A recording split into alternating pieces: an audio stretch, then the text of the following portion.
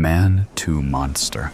The bite mark upon my shin shined red with a purple hue, outlining the teeth indentations.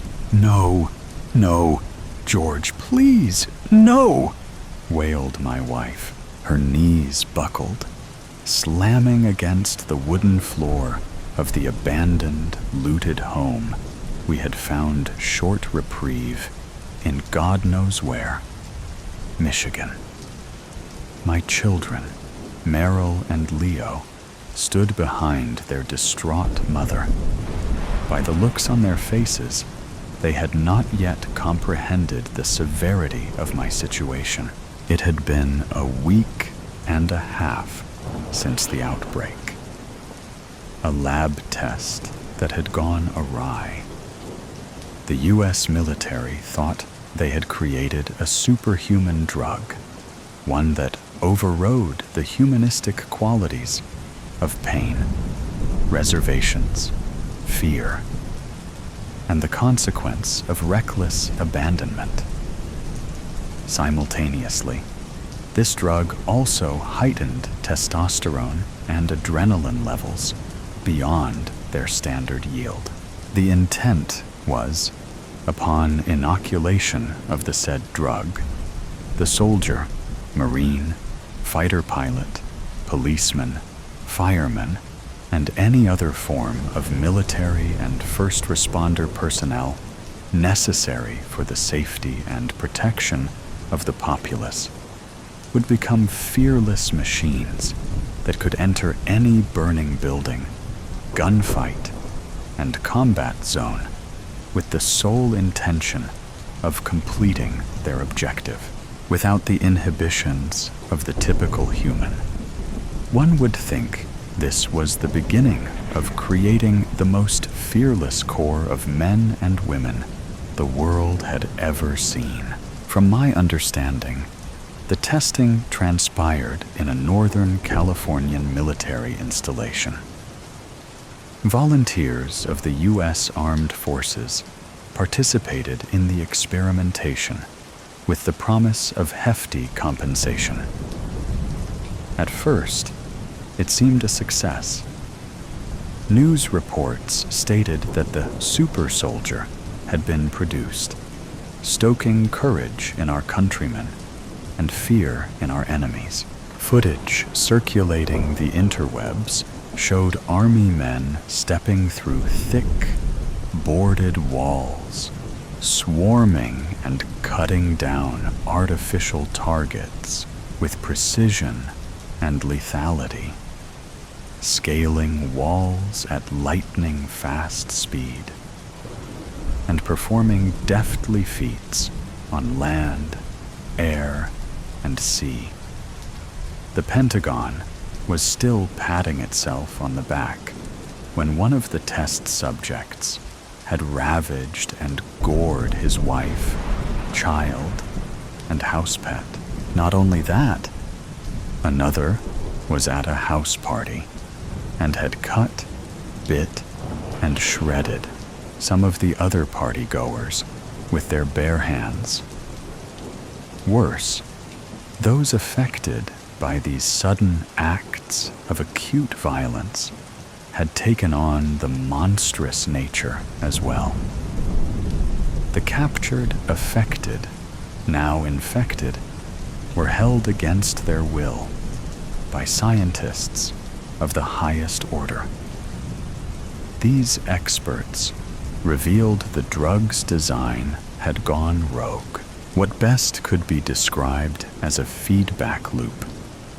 The effects that made the drug successful had become indefatigable. The bodies of those with the drug in their bloodstream were unable to shake its domineering effects. It seemed to feed itself, making the subjects more fearless and tolerant of pain. Moreover, its psychosis-altering capabilities had reached levels of deadly proportions. A ravenous desire to bite, claw, and eat raw flesh had become the deity of their souls and singular desire. They had become what we had called, in sci-fi, fiction lore, and literary horror, now a reality. Zombies. When our little suburban outpost in Lansing had become overrun by these zombies, Weezo, like millions of others across the country, made a break for safety. As to where that was, we did not know. But we knew to pack our things and take off in the minivan. However, that did not last long, as traffic and the onslaught of the infected, stagnated vehicular mobility we took on foot, crossing medians, abandoned interstates, through woods and fields, and anywhere where the screams of victims and wretched cries of monsters had subsided. Government proclamations were useless. Assuring us to stay in our houses until protection arrived was akin to waiting in a burning house until rain clouds arrived. To top it all off, there was not even a whisper of a cure. We were at the mercy of this infernal contagion. The zombies finally forced us out of a vacant barn we had stayed in for a few days. I hot-wired an old pickup truck in a nearby garage and drove on some back roads until we encountered an abandoned neighborhood. With a machete I had collected in my hand, I had cut down all opposition in our way. A fully infected zombie, which still had the rigors of a merciless beast, also had severely debilitated coordination and reaction. My machete swiped and sliced through the susceptible flesh of the infected. A mere sidestep and a high school level trained baseball swing proved sufficient. All seemed manageable, that is, until I passed a half-chewed corpse, severed by what appeared to be the teeth marks of a chainsaw. As I motioned for my family to hurry over an HVAC unit and through a busted-out living room window, the halved corpse snatched me by the ankle with its clammy, gray hand. It yanked itself towards my leg and clamped its maw around my shin. I stifled my cry and hacked it away until it fell still.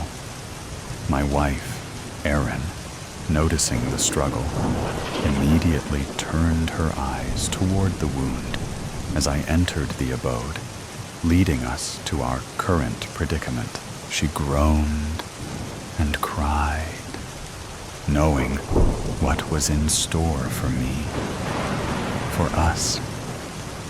I could not help but try to comfort her. I bent down to collect her. "No!" she shrieked, slapping my hand away. A sudden life beheld her, for she scuttled to our children and held them in her arms. A darkened complexion formed on her face. She snatched the machete and extended its edge toward me. My initial reaction was to reprimand her for the hurt. But conceding doom was at my door. It gave me hope. For even if the slightest bit of my bodily fluids entered her bloodstream, our children could fall too, devoured by filicidal mania. If my wife were willing to reject her husband, one she had been lovingly married to for nearly a decade, with such sharp rebuke She must certainly have the perseverance to lead 2 of our 4 surviving children.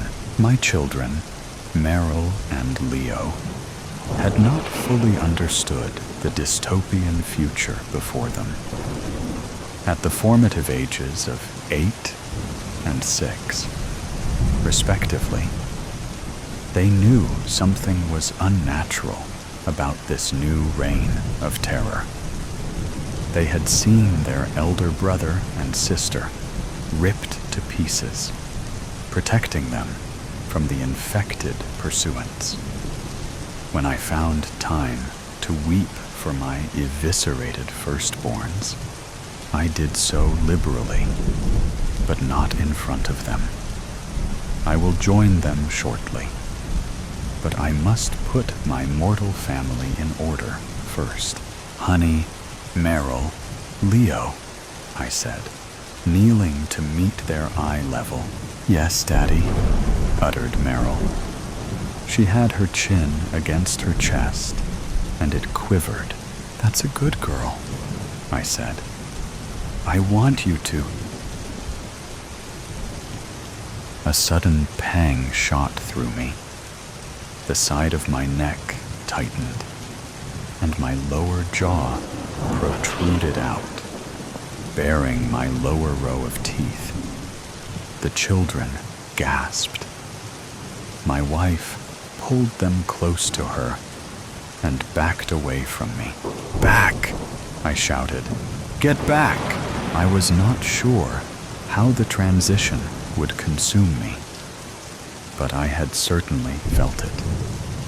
A raging swell of power spread within me. It was like a high, unlike anything I had experienced before. My strength seemed to surge.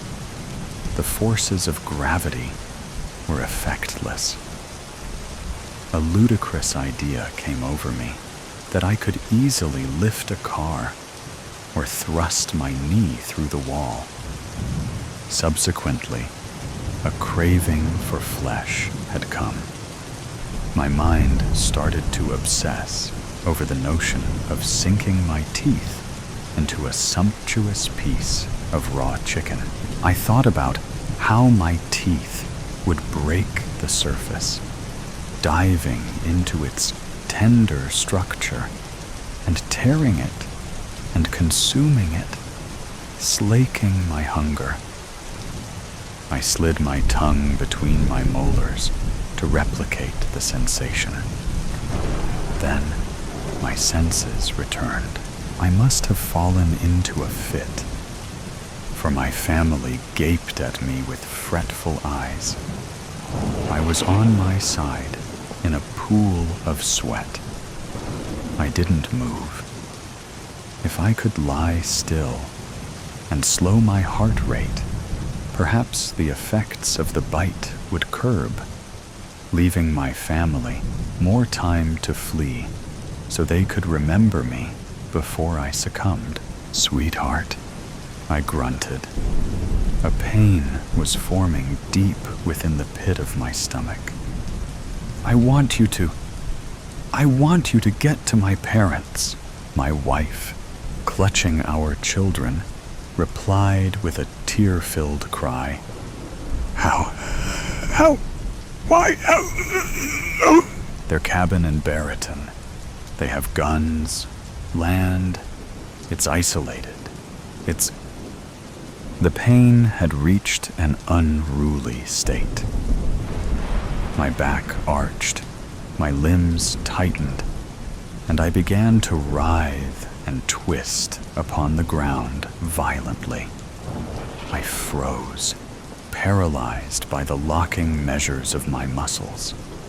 I saw my son's leg, supple and bare, peek out from behind his mother. It was then that a sudden predatory inhabitant inside me overpowered my sensibilities. My fingers dug into the floor. I let out a roar, drool trailing from my jowls. and scampered toward my terrified family, ready to tear the flesh from their hides. "Run, kids, run," my wife cried. As my family started to flee, the fear of loss, my human quality, supplanted the monster that had hijacked my mind. My body eased, and I slumped again. "Erin!" I shouted. She and my children were near the end of the hall. They turned around. I was dizzy, exhausted, and on the brink of fainting, for my body could not handle the sudden rise of the drug's power. What is it?" she shouted through sobs. My head rolled to its side. I took in the sight of the beautiful family I had, the woman I had vowed to, the son and daughter I had watched grow and play, the family I carried in my heart. "Take care. I love you." Her chin quivered. "I love you too," she said. I breathed a sigh of release. "Go!" I shouted. "Get out of here!" My wife nodded and sped around the corner. When the patters of their feet were out of earshot, I was at peace. The mental guards laid down their defenses, and the disease scaled the ramparts, displacing the man I was and becoming the monster I had feared. I let out a horrid, blood-fueled screech as I rose from the floor, tearing my clothes from my body. It was rage. It was fury. It was the lust to kill and taste the living. A waft of the odors left by my family slithered up my nostrils. I inhaled their flavor, turned towards the hall, and sped after them.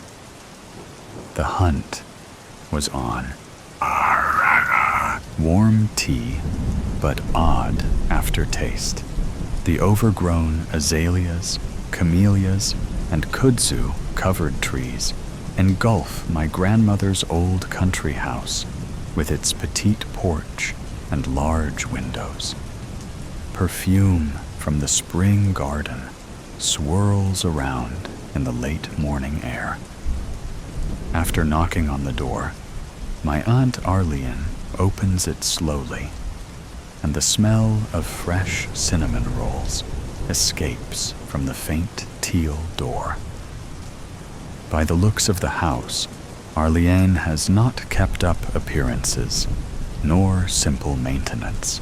The paint's peeling, boards broken on porch, and even shingles missing from the roof are major issues I calculate in my first 5 minutes here. My aunt inherits the house after Nan, my grandmother, who died under questionable circumstances. "Come in, my sweet boy," Aunt Arlene says as she waves me in. "I'm so glad you came." I haven't seen my Aunt Arlene since my father's service. She hardly spoke to anyone there, and her reasoning is it's her only bother, and losing him meant she is all alone now, even though I'm still here. It causes her such great pain. She didn't even come to the reading of his will. For Christ's sakes, it was just me, for my mother passed away from breast cancer 3 years ago, and my grandparents died about 15 years ago. So I am the only other family she has.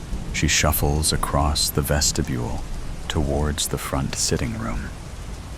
The morning sun bakes the overly stuffed room. "Please have a seat, my dear." She motions towards a chair near a coffee table. Then she sits across from me on a satin love seat. Underneath the sugary sweet smell of rolls lies a stale, almost mildew stank that stings my nose. The coffee table has stacks of male and smut novels, along with a sterling silver tray with tiny teacups, sugar dish, and dessert plates. Over the fireplace, cobwebs blanket the matching pair of candelabras, with a trail leading to dancing figurines, which are broken in this place and that. "I'm sorry about your father," she says, while her jowls jiggle among a slit mouth. She brings up a handkerchief to the corner of her lips.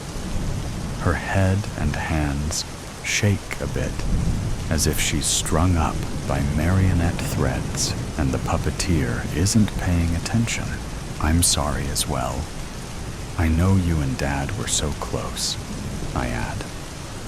When I adjust my khakis pants, a loud pop comes from the chair cushion, so I gently lean back with my hands on my knees to avoid moving again, just waiting for the chair to cave in.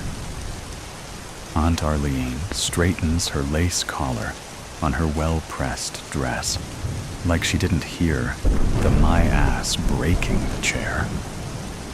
"You know your parents always wanted to give you a little sister, but I believe your mother only wanted a girl she could dress up in fancy little dresses." Arlene sighs. She tinkers her dainty gold watch on her wrist. It's so small, I doubt she could even read it. This place seems to have paused the minute my grandpap died. Even the grandfather clock in the corner, which keeps eternal hands at 10 and 2. I don't know how old my aunt is, but when I was little, I would pretend that she was like 110. She carries herself all hunched over with gnarled hands that look like they don't even open anymore. The hair she keeps in perfect curls tight to her head, with the typical old lady hat adorning the top with the matching gloves. She is defiantly older than my father, by 20 years at least, because the endless griping over his birth.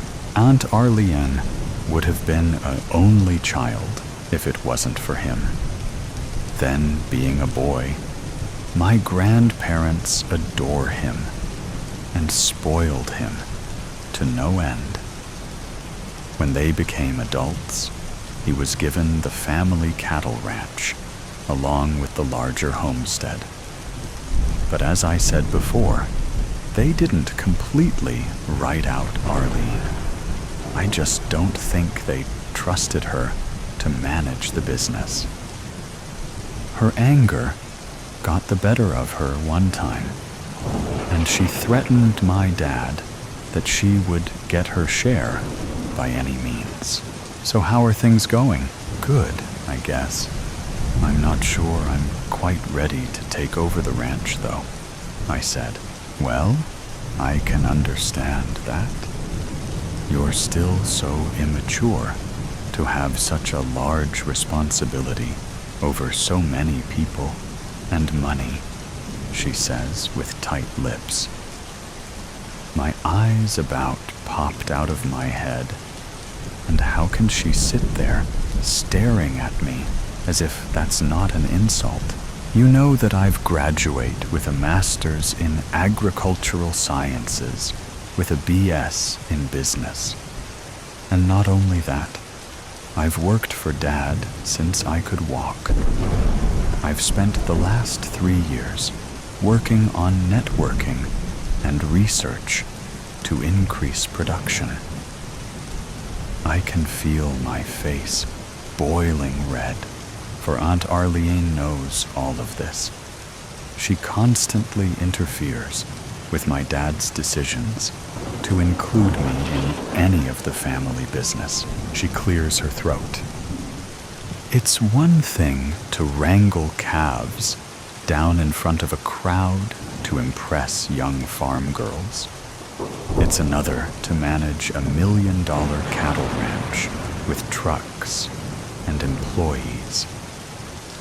I'm still not sure why your father didn't place me on the executive committee. I mean, at least until you're old enough to make managerial decisions. The ranch hands don't even trust you yet. And some bits of paper isn't going to get you respect in this field. She claps her mouth shut. My chest tightens, and I feel like my head is about to explode all over this ugly antique rug. Deep breaths. Take deep breaths. I run my hands down my face and squeeze my eyes shut. My Aunt Arlene has always been like this, though. She believes we didn't run the ranch how Grandpap wanted, and he would be disappointed in my dad. I just want to tell her, then why the hell didn't he give you the ranch instead? The grudge she holds against my dad seems to have gone to the grave, which is a damn shame.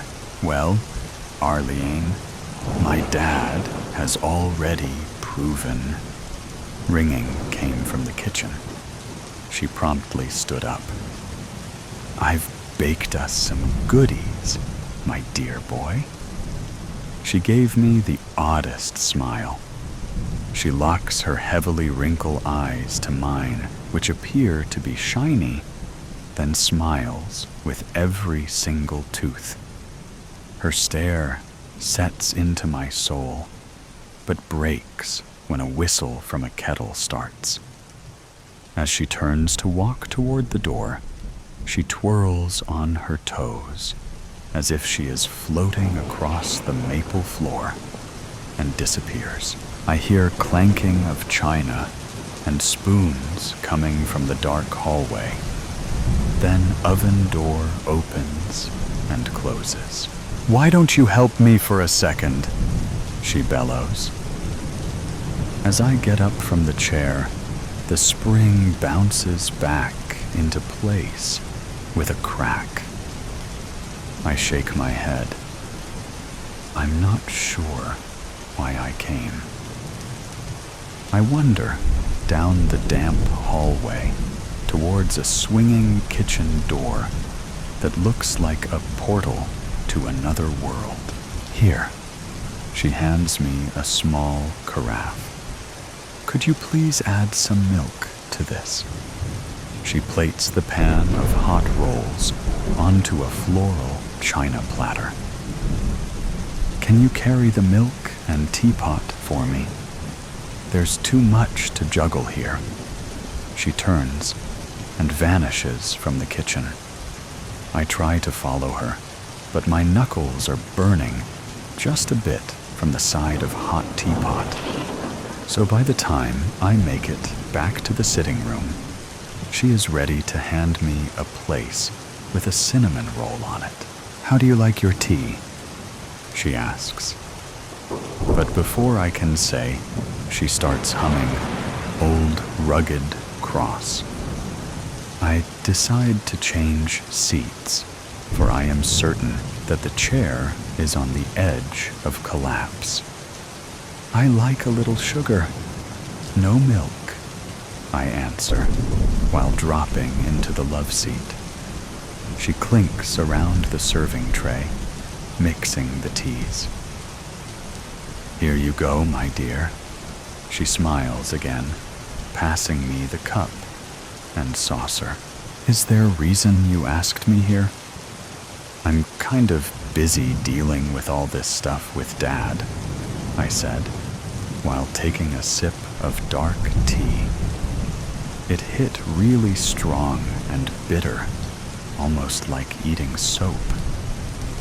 I couldn't help but to screw up my face and swallow hard. Well then, down the hatch, I held my breath and sucked the rest of the cup.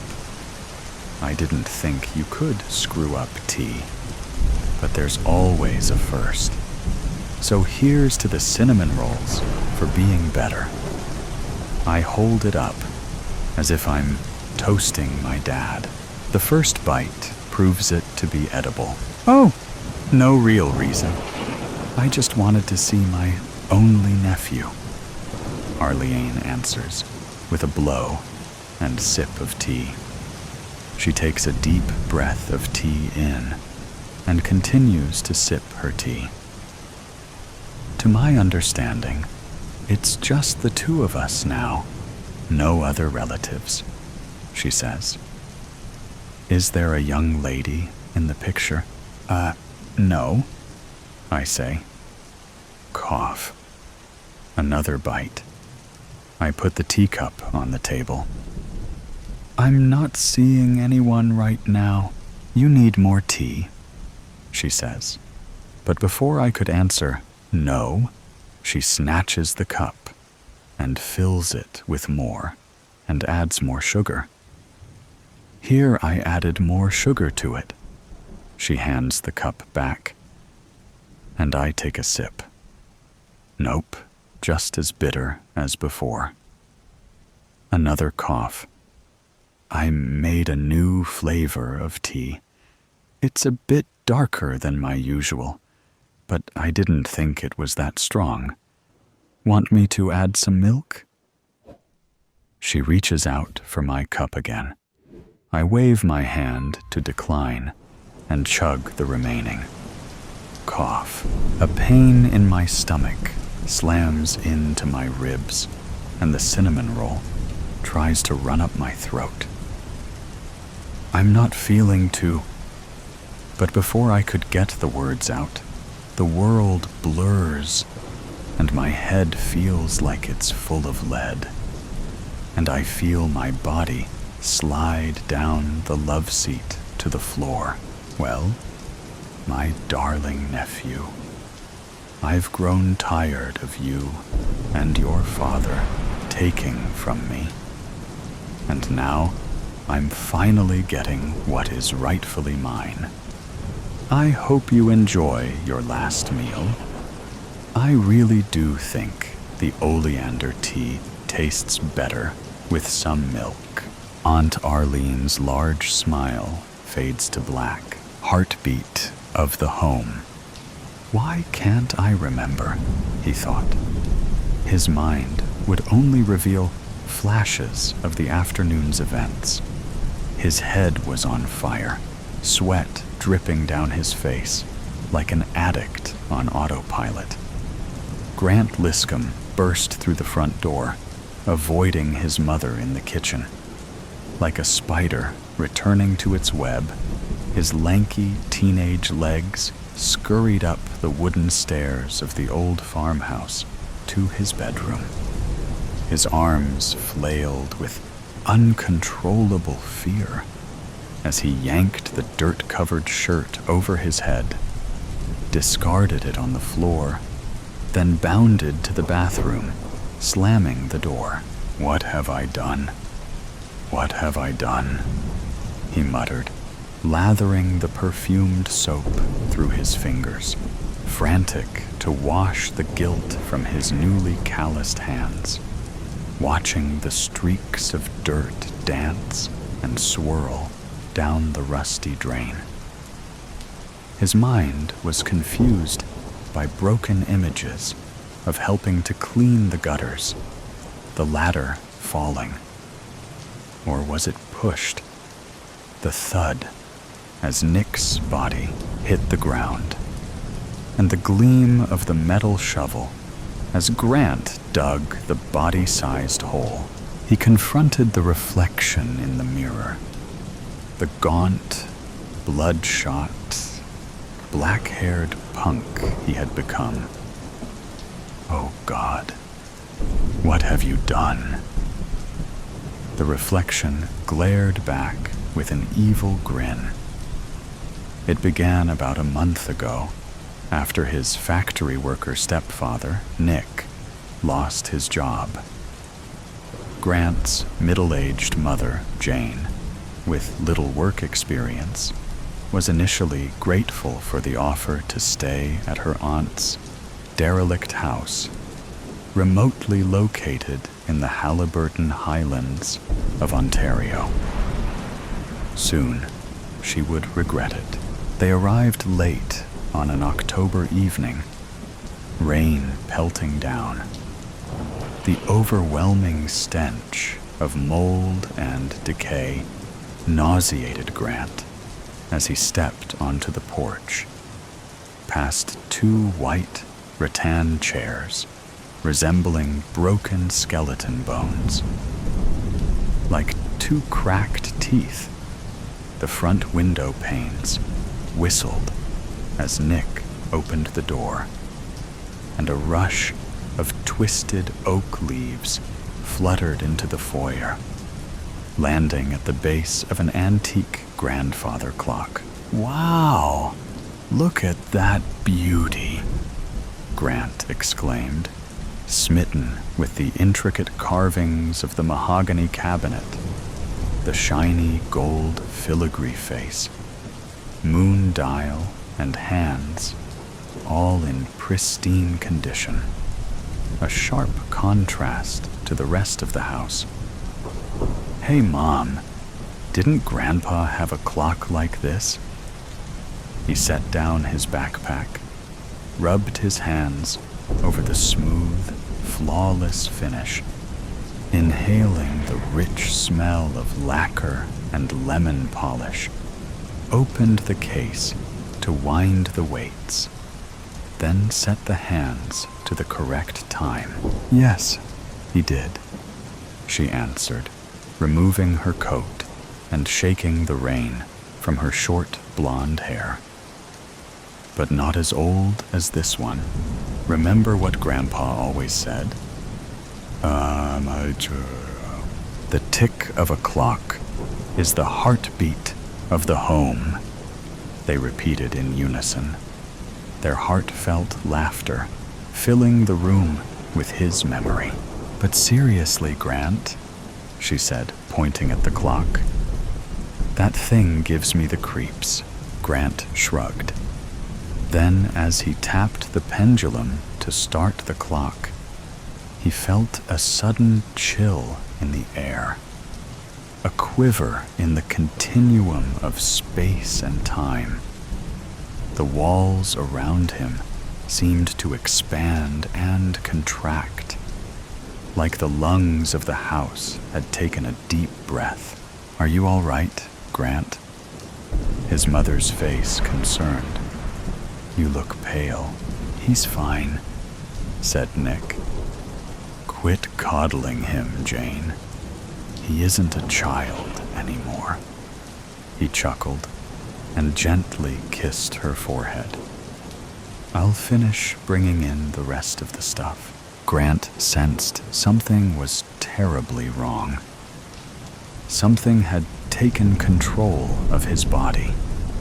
His mind shouted with fear as his consciousness slipped deeper into an abyss, and a different, cunning voice answered, "I'm okay, Mom." After the family had settled in for the night, the clock softly chimed the midnight hour, and its demon contemplated setting its evil plans in motion.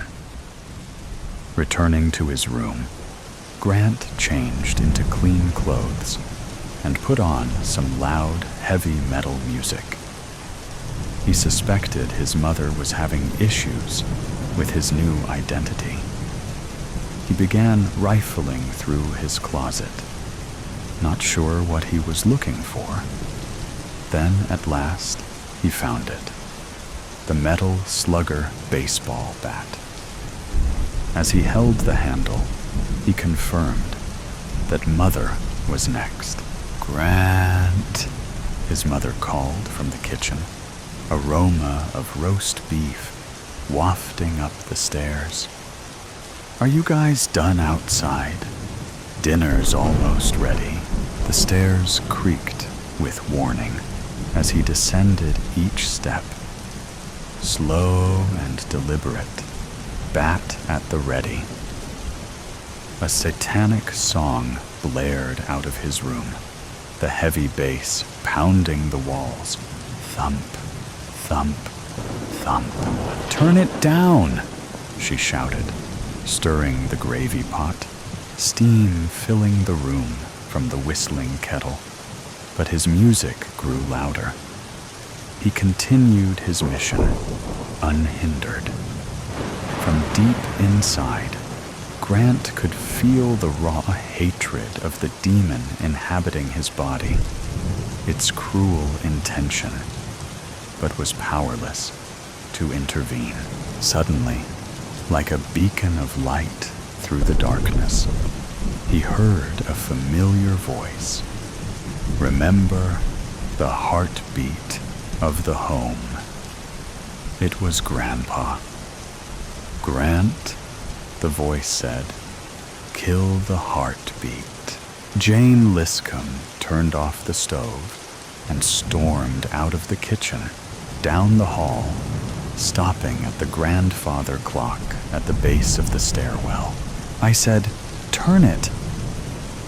Stopping mid-sentence, she screamed and jumped back, just as the bat came crashing down, barely missing its target. Grant gripped tighter, then swung again, this time hitting a home run as the bat smashed the glass of the grandfather clock, dislodging the pendulum and sending it flying across the room.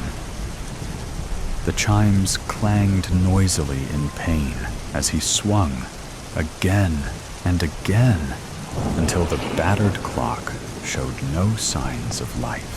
Grant's grandfather's undying love had helped him overcome the demon within him and return to H.'s former self. "Mom, are you okay?" he asked, reaching out to hold her, just as Nick came limping through the front door, rubbing his head. "Nick, you're alive!" Grant shouted in surprise and relief, running to hug him. "Nick, are you all right?" "What happened?" Jane asked, still badly shaken. "I thought he was holding the ladder," he said angrily. "Must have fallen and knocked myself out."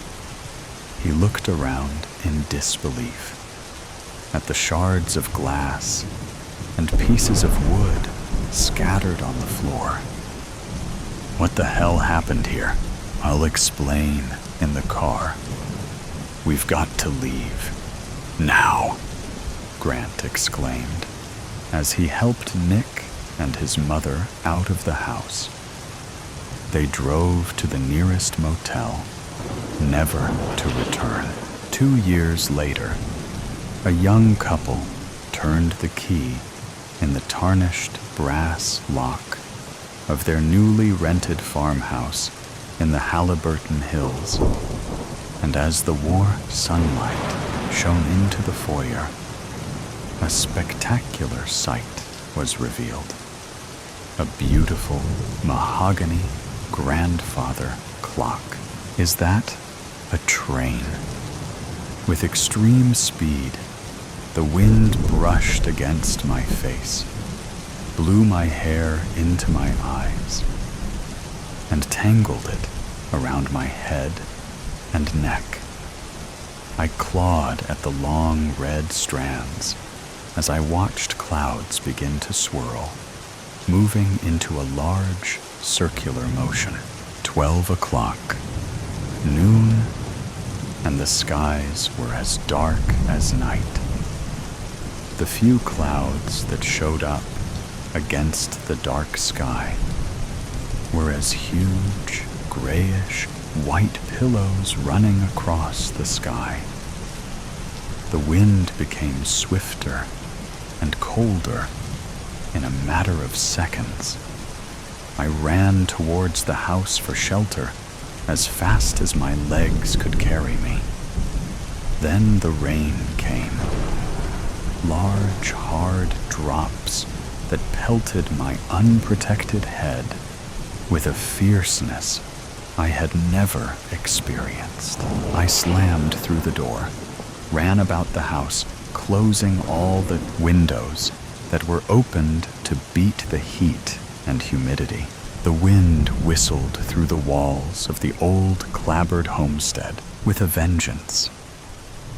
Down the 6 steep steps to the basement, I ran, spotted the old handheld radio, and quickly grabbed it. Rolling through the channels, there was nothing but static. I tore the back off to check for batteries. Empty. Stumbling across the bold orange, black, and yellow, striped outdoor carpet, I headed back up the stairs toward the kitchen. My anxious pull on the utility storage drawer was more aggressive than intended. It flew across the room, slammed against the opposite wall as its contents soared around the room. I located the batteries and began to move in that direction. Then, out went the lights. I had lived in that house my entire life, 35 years. But it was still difficult to find my way across the room on my hands and knees in the dark. Finally, I made it across the room. In the process, I rammed my head into the cabinet door. The batteries lay within reach. After slamming the batteries into the old radio, I ran back to the basement to find a flood. Water rising, now licked at the 2nd step from the bottom. Suddenly, the rain stopped, and the wind stopped blowing. It was too quiet. I looked out the back door window. The sky, still black as night, made it hard to see what was going on in the sky above. I looked all around. Nothing but blackness. There was a deafening sound. I looked around to find the source, but it was too dark to see anything from my viewpoint. The leaves on the trees rustled, then fell to the ground. The noise was so intense, I thought I was hearing things. A low whistle, accompanied by a chuka, chuka, chuka, mixed with a loud scream that grew into something painful. I covered my ears with my hands, unsure if the scream came from me or elsewhere. I ran from the house and across the street to my neighbor's yard and the safety of their basement home. As a child, both of my parents worked nights. They had instructed me, as well as my 3 siblings. If there is ever a chance of a tornado, run across the street to the Williams house. Their entire home is a basement and the safest place to be in a bad storm. We lived in the Midwest, where I still resided, and people had called our area Tornado Alley because the tornadoes almost always came right through our neighborhood. This caused destruction, with much expense for replacing things like roofs, sheds, cars, and trucks, and sometimes even livestock. As an adult, I still take my parents' instructions to heart and run to my neighbor's house when necessary. Alice opened the door and dragged me in. That's when I saw the source of the eerie sound. "Is that a train?" I asked Alice, my neighbor, even as the question sounded ludicrous to my ears. A train in the sky? That was impossible, wasn't it? "No, Opal dear. That's a funnel cloud," Alice answered. "A what?" I looked out the window after she shut the door behind me. "A tornado." She dragged me away from the door. "Come, we must hurry." She rushed us into the middle of the house, sat me on the floor next to a sofa placed against the wall, and covered us with a heavy blanket. The train was now overhead. I remember being in many tornadoes as a kid, but I don't remember hearing anything like the noise I heard then. I was more afraid during that storm than I had ever been before. After the train sounds left and the rain started coming down again, Alice went into the kitchen to make us some sweet hot cocoa with marshmallows.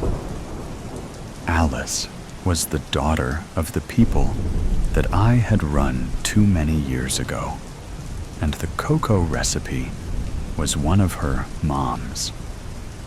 I would never have told my own mother this, but it was the best I had ever had.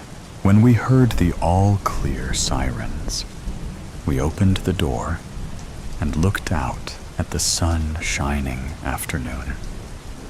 Alice's yard had no large trees for branches to break off of, or leaves to clutter her lawn. But the family always had a huge garden with potatoes, carrots, lettuce, tomatoes, and many other things like stalks of corn and assorted colors of peppers. Unfortunately for Alice, it looked like there was going to be a lot of canning going on at her house very soon. There were trees that grew to the side of their house along the roadside, but they were evergreens, stout and dense. I remember hiding behind them to block the wind as we waited for the school bus. There was an entire row of 6, and on frigid days, other kids would walk to the Williamses' yard just to use the tree block. Sometimes 7 or 8 of us, all huddled there together for warmth. The evergreens were planted there as protection from high winds and storms. It seemed to work. At least it worked that day. I looked across the road toward my house and noticed the roof would need some shingles replaced, something I had learned to do at an early age, since we lost them so many times. Most insurance companies want to charge a premium for living in that area now, due to recurring claims, but it's worth it most of the time. If it's only a few shingles, I normally wouldn't have bothered with the claims. I would just do the job and have done with it. That practice also kept my policy premiums down. When I got home, I toured the house looking for damage, which was aplenty. 2 broken windows. Our shed had blown over the fence into my next-door neighbor's yard, crumbled against one of their trees into a large metal ball. Other than the flooded basement, the rest of the house looked in surprisingly decent shape. The water in the basement would recede in time, and with the application of a little mold repellent, the standing water cleanup should be fairly easy. I now know what a tornado sounds like. I guess I've been lucky over the years. That was the only time I was that close to a tornado. I used to hear stories from folks in the area talking about seeing and hearing a tornado. Each tale was just a little different. Some said it was like an airplane coming in for a landing. Others said it was like a car crash with metal tearing and brakes squealing. I only ever heard one person say it sounded like a freight train. Wheels rolling over tracks, brakes squealing, and cars swaying from side to side as they took the curves. I can attest. That is the sound I believe a tornado to be like. A train. Reality checked. Maggie stared out the kitchen window, her brow knitted in quiet contemplation as she waited for her coffee to finish brewing. The sun poured through the window, warm and radiant.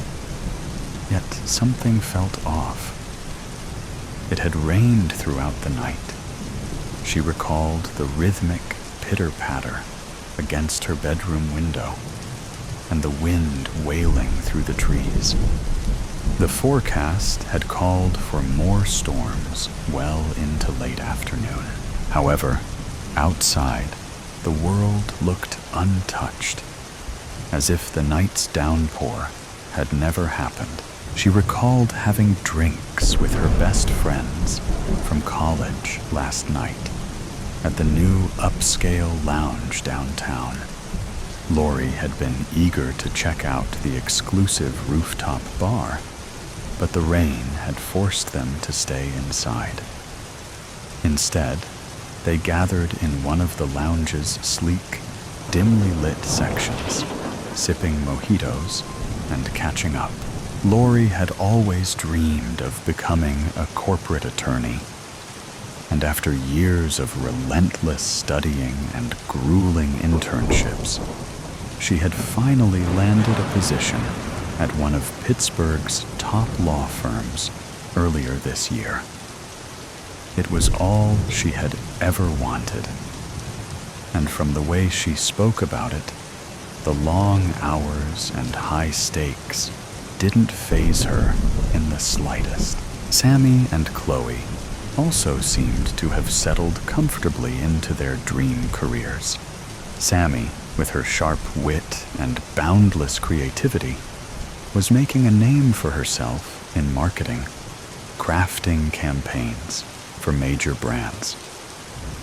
Chloe, whom she had known since 3rd grade and always the most compassionate of the group, had pursued a career in healthcare, working as a pediatric nurse, the job she had dreamed of since childhood. As Maggie sat there, she couldn't help but wonder if she was the only one still searching for a sense of purpose, trapped in a routine she couldn't escape. Suddenly, the coffee pot beeped, a sharp, cheerful sound, as if proudly announcing the completion of its task. The abrupt noise jolted Maggie from her thoughts, pulling her away from the window. With a sigh, she grabbed the pot and poured the steaming coffee into her oversized pit mug. She and her friends had bought matching mugs from the university shop, a sentimental keepsake to mark their transition from students to University of Pittsburgh alumni. Back then, they had imagined themselves stepping into bright, promising careers, proudly flaunting their school spirit in their new offices. But as Maggie wrapped her fingers around the familiar ceramic, she couldn't ignore the nagging truth. Her future hadn't turned out the way she once envisioned. Maggie took a sip of her coffee and immediately winced at the bitterness, the sharp taste jolting her from her distracted thoughts. She'd forgotten to add the creamer. Heading toward the refrigerator, a realization settled over her. It was Sunday, grocery day. With a resigned sigh, she set down her mug, shuffled to her bedroom to change, then grabbed her purse and keys and headed out the door. The moment she stepped outside, the air was warm and rich with the scent of sun-soaked earth and blooming wildflowers. No trace of petrichor, no lingering dampness on the pavement. It was as if the storm she so vividly remembered had never happened at all. Maggie swallowed, her throat dry and tight. Something was off. She could feel it in her bones. An uncanny sense that the world had shifted on its axis while she slept. She glanced across the street and noticed her neighbors gathered on their lawns, laughing and chatting as if it were a holiday. Odd, she thought. But what unsettled her most was Mr. Burns. The older man was usually a storm cloud of irritation, no matter the day.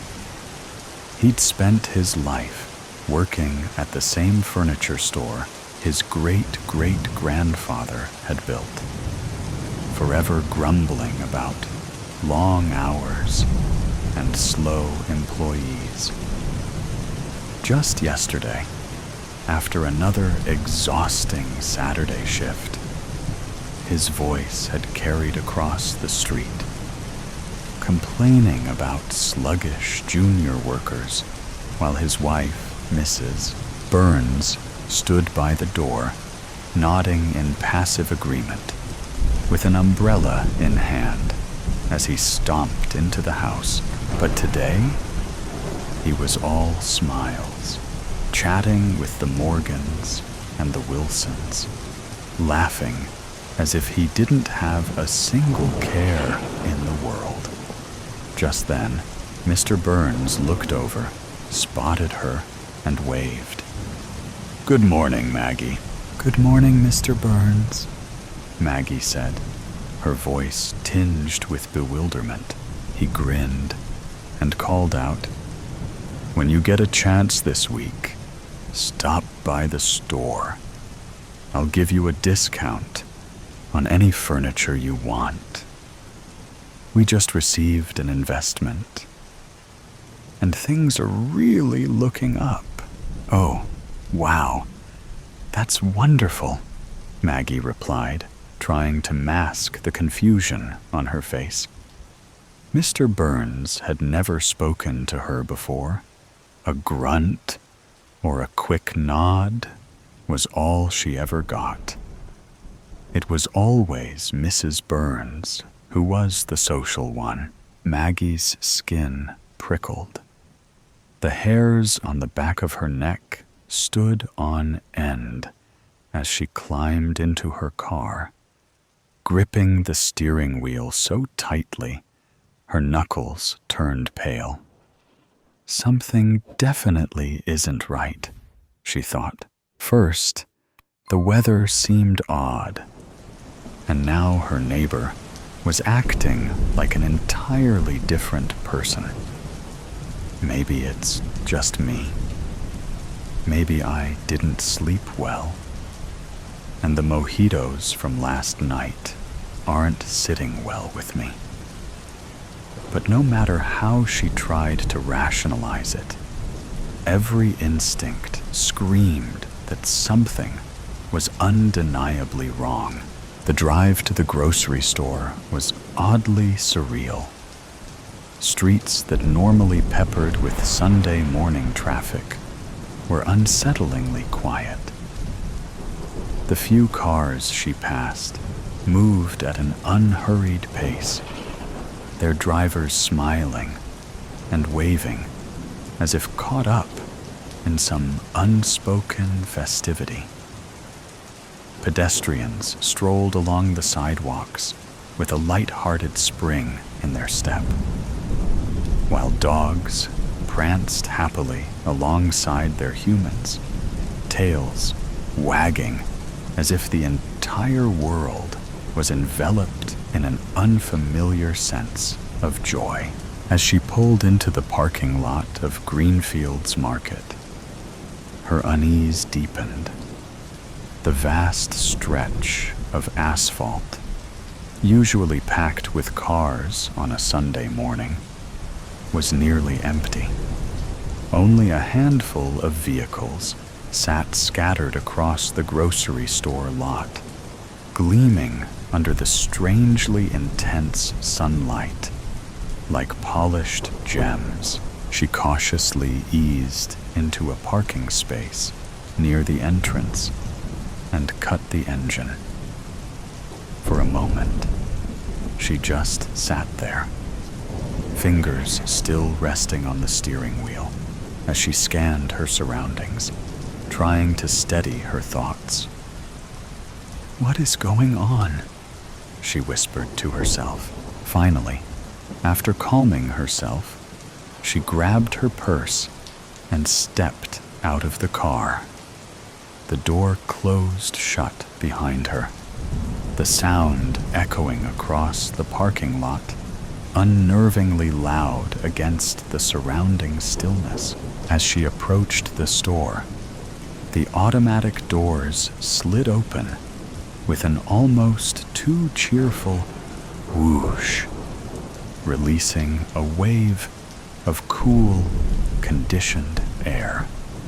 The familiar fluorescent glow spilled onto the pavement, blinding her momentarily, forcing her to blink rapidly to adjust her eyes.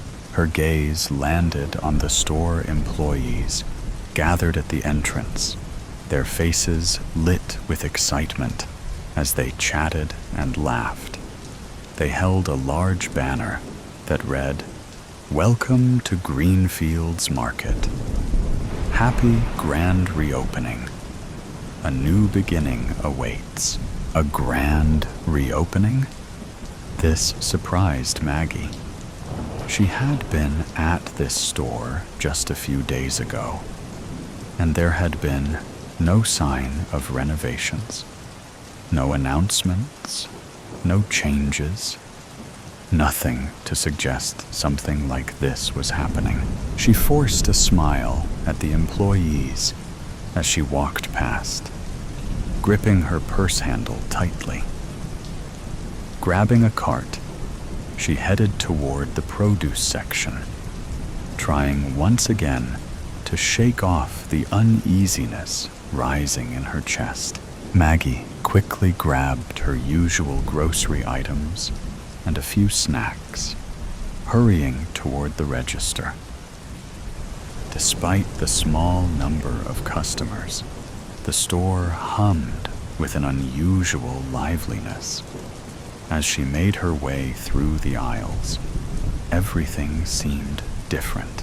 The store fully stocked the shelves with fresh produce, neatly arranged in vibrant displays. Maggie couldn't believe what was happening. This wasn't just a grand reopening. It felt like an entirely new store. Yet everything looked exactly as it always had. As she fumbled with her wallet, she heard someone call her name. "Maggie, so nice to see you today. How are you?" It was Jen from her yoga class. Maggie barely managed a smile as she turned to face her. "I'm good. Just doing a little shopping," she replied, her voice flat with a forced smile. "Oh, I totally get it," Jen chuckled. I'm getting ready for the week too. Can't wait.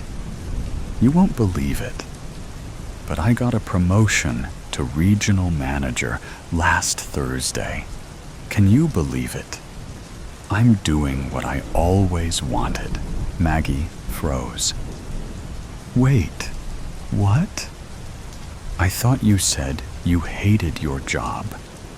You even told me you were looking for something else, even if they offered you a promotion. Jen placed a hand on Maggie's shoulder, her face glowing with excitement. Not anymore. It's my dream job now, Maggie. Isn't it amazing? It feels like a new beginning. Maggie felt a wave of nausea rise in her stomach. Her head spun, and her heart began to race. This didn't feel right. How could everything change so suddenly? The world felt like it was wrapped in some strange, happy haze. How was everyone so cheerful? They continued sharing a little small talk and hugged goodbye just as the cashier finished ringing up Maggie's items. But Maggie's mind was miles away. As if on autopilot, she barely noticed the total as she grabbed her bags and hurried out. Slipping into her car, she leaned back in the seat, feeling disoriented. What was going on?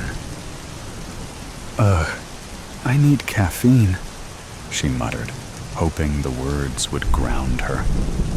She headed to the local cafe, desperate for a mocha to shake the eerie feeling that had taken over her, hoping it would wake her up, both literally and figuratively. As Maggie stepped into the cafe, she was taken aback by the atmosphere. It wasn't the usual hectic, impatient crowd, with long lines and customers in a rush. Instead, the cafe was filled with a relaxed energy. People were chatting casually, laughing, and smiling as they sipped their drinks.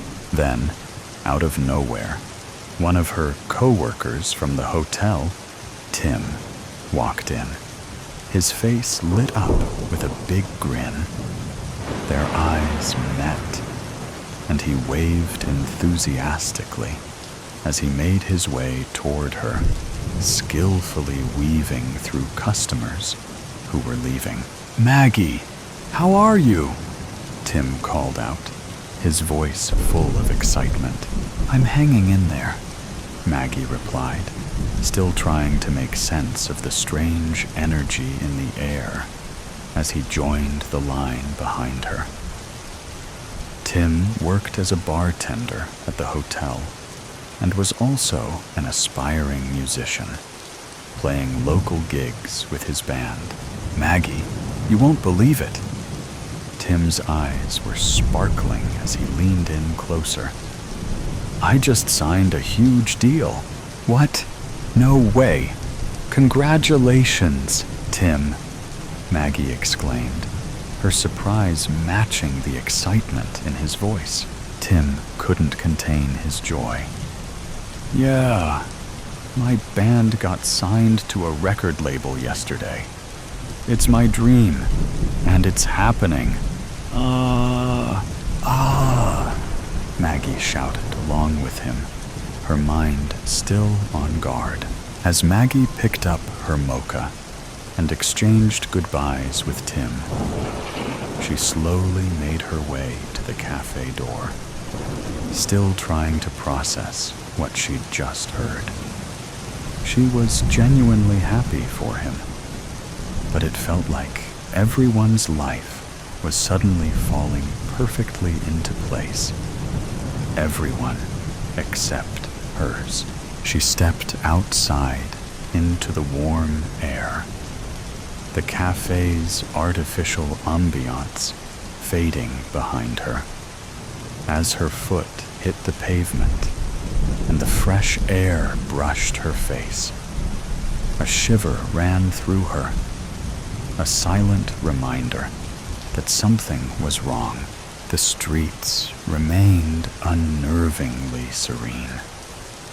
Everywhere she looked, people seemed to be exactly where they were meant to be. As she drove home, the familiar scene mirrored the one she had seen on her way to the store. She passed a man sitting on a bench, sketching in a notebook, his face radiating quiet contentment. A woman jogged by, her expression one of pure determination, as if every step brought her closer to her passion. Even the baristas at the cafe earlier seemed to move in perfect harmony, clearly in their element. It was as if the world had shifted into some perfect version of itself, where everyone had found their calling. Maggie's stomach tightened as she pulled into her driveway, the weight of the day settling in. The laughter, the smiles, the overwhelming sense of satisfaction. It all felt surreal and too perfect. She quickly collected her groceries and rushed into her apartment, her haven from the unsettling aura of perfection that seemed to envelop everyone around her. How could everyone else be so content, so perfectly aligned with their passions, while she felt like she was just existing? The world outside her window seemed too vibrant, too flawless. The more she thought about it, the more it felt like a carefully crafted facade, one that taunted her with its perfection, mocking her unfulfilled aspirations. After putting away the groceries, she glanced out the window and noticed the sky had darkened. Was it that late already? The day had passed in a blur. With a sigh, she turned her attention to getting her uniform ready for work. She mentally ran through her usual Monday routine. Oh, that's right, she reminded herself. I need to meet with Mr. Carrollson about booking the VIP hall for this week's seminar. Since the large banquet hall is undergoing emergency renovations. Are you happy, Maggie? The thought surfaced unexpectedly.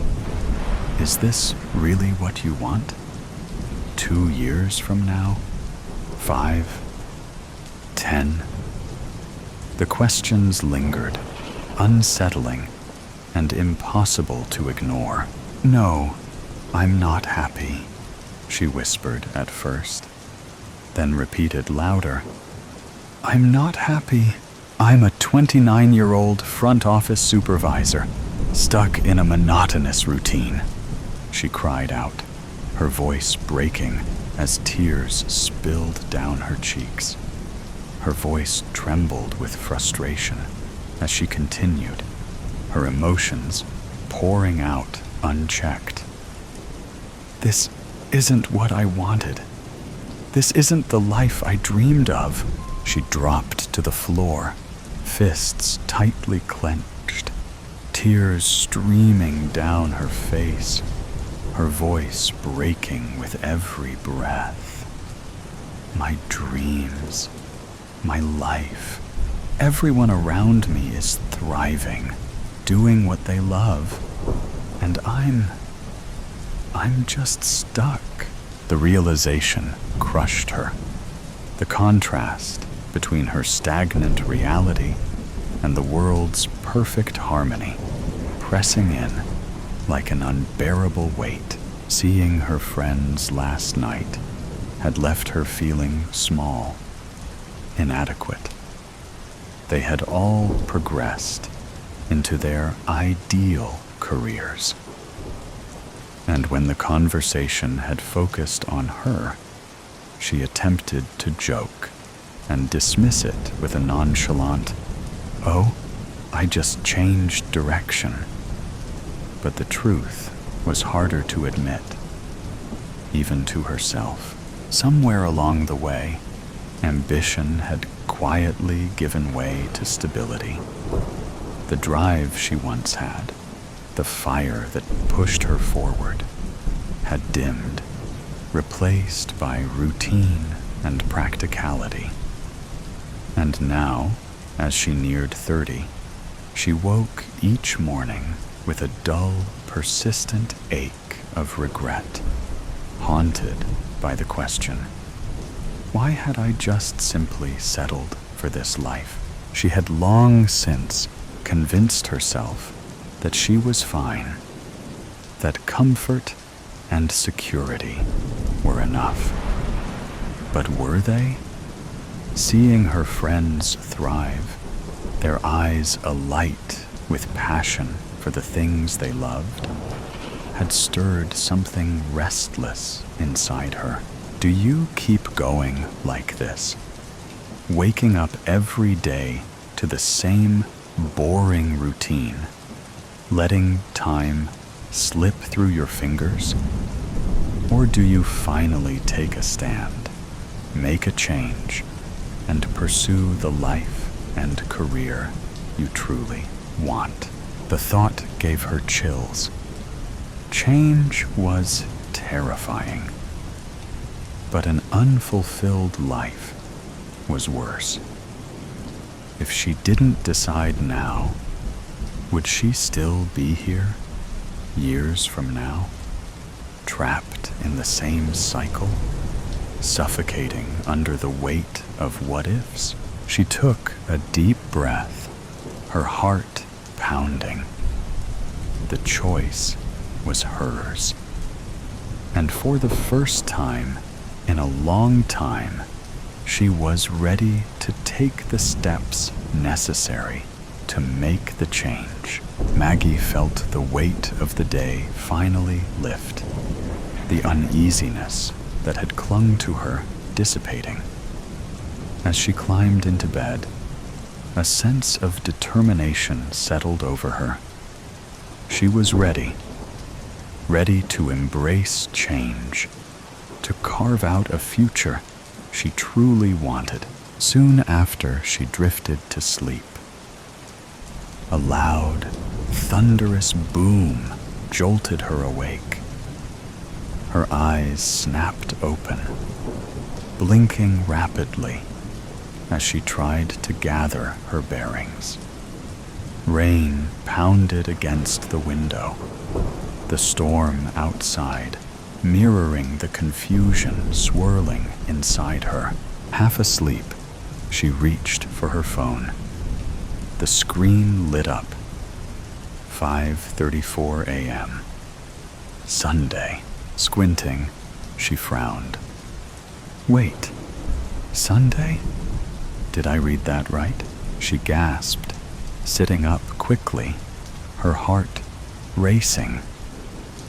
That couldn't be right. She had just lived through an entire day. She had gone shopping, talked to Jen, seen Tim, struggled with her emotions. How could it possibly be Sunday morning again? Scrambling for answers, she lunged for the TV remote and turned it on. The menu flashed across the screen. Sunday, 5:35 a.m. Her pulse roared in her ears. Oh, my goodness. Was it all just a dream?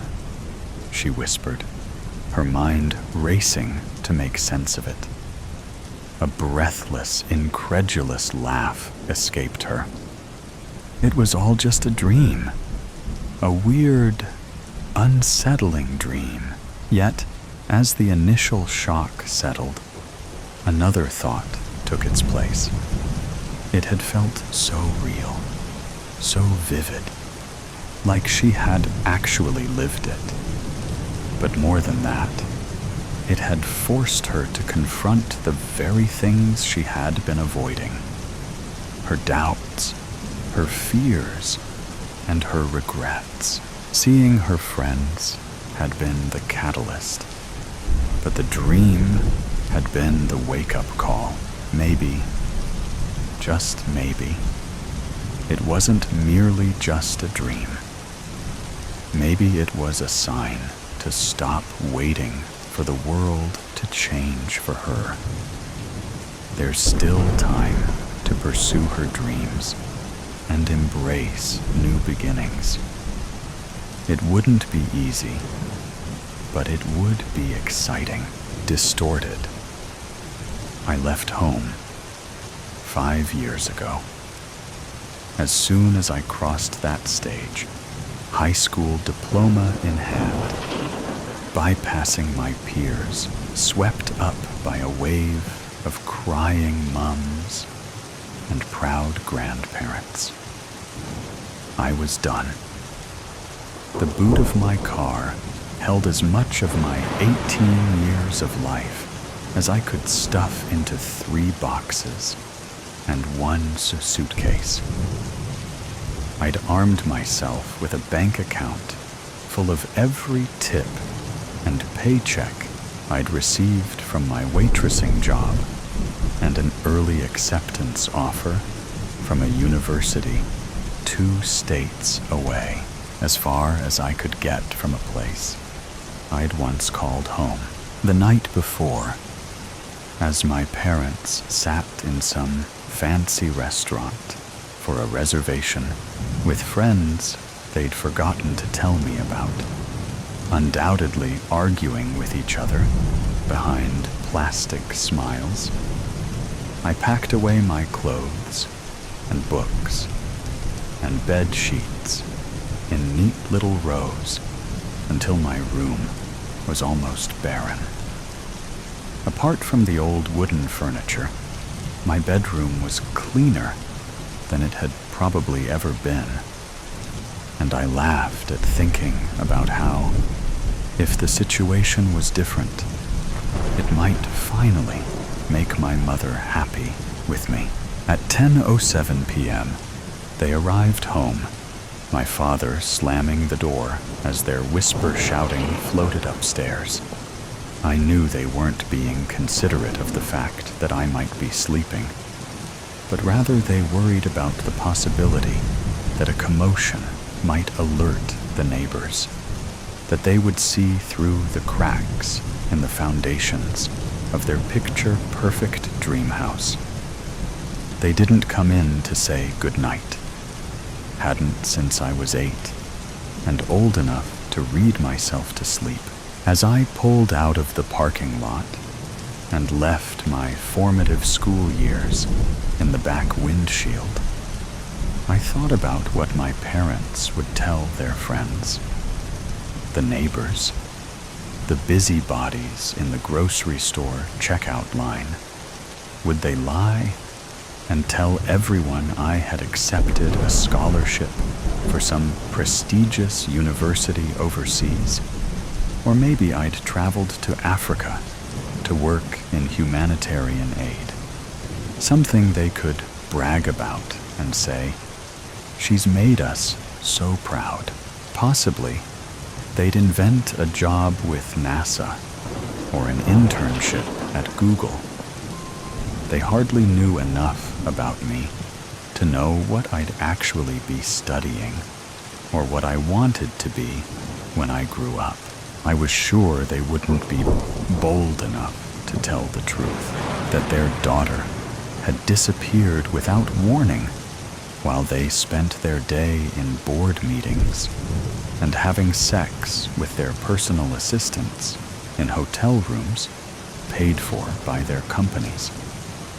There would be no missing persons report, or flyers offering an egregious sum of money in reward for my safe return home.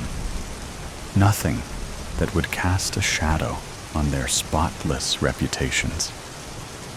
I would fade further into the background of their lives, as if a figment of their imagination, only resurrected when one of their friends spotted me in one of the professionally shot family photos, stilted and artificial, and asked after me. That's if they kept the frames up at all.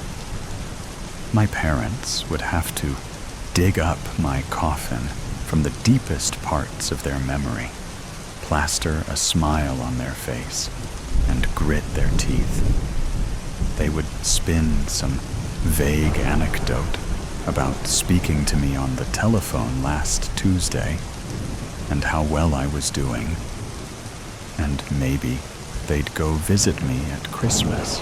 They'd have forgotten all about me by the time they brought out the first course. I mean, they hardly remembered I existed, even while we lived under the same roof. That's why I was so shocked when they called me one Sunday, 5 years after I left town and never looked back, and asked me to come for a visit soon. I had no idea how they knew my number. I'd changed it after moving and never given them the new one. That's why I didn't respond for almost a minute after hearing my father's voice through the tiny speaker. I almost convinced myself I was dreaming or having a stroke. Maybe I'd temporarily slipped into an alternate reality where it was normal for my father to have my number, to call me out of the blue and invite me over. Anything to explain why the fuck he was calling. There was no special occasion. Nobody was sick and dying, and there was no upcoming birthday to celebrate. They just wanted to see how I was doing and make amends. They missed me, they said, through the crackling of the landline. I wondered if they had finally snapped and gone crazy, if they'd learned a sense of humor and this was some kind of prank. Or perhaps they had early onset dementia and had forgotten that I had never been much more than a roommate they had complained about having to spend their hard-earned money on. I told them I would think about it and immediately hung up.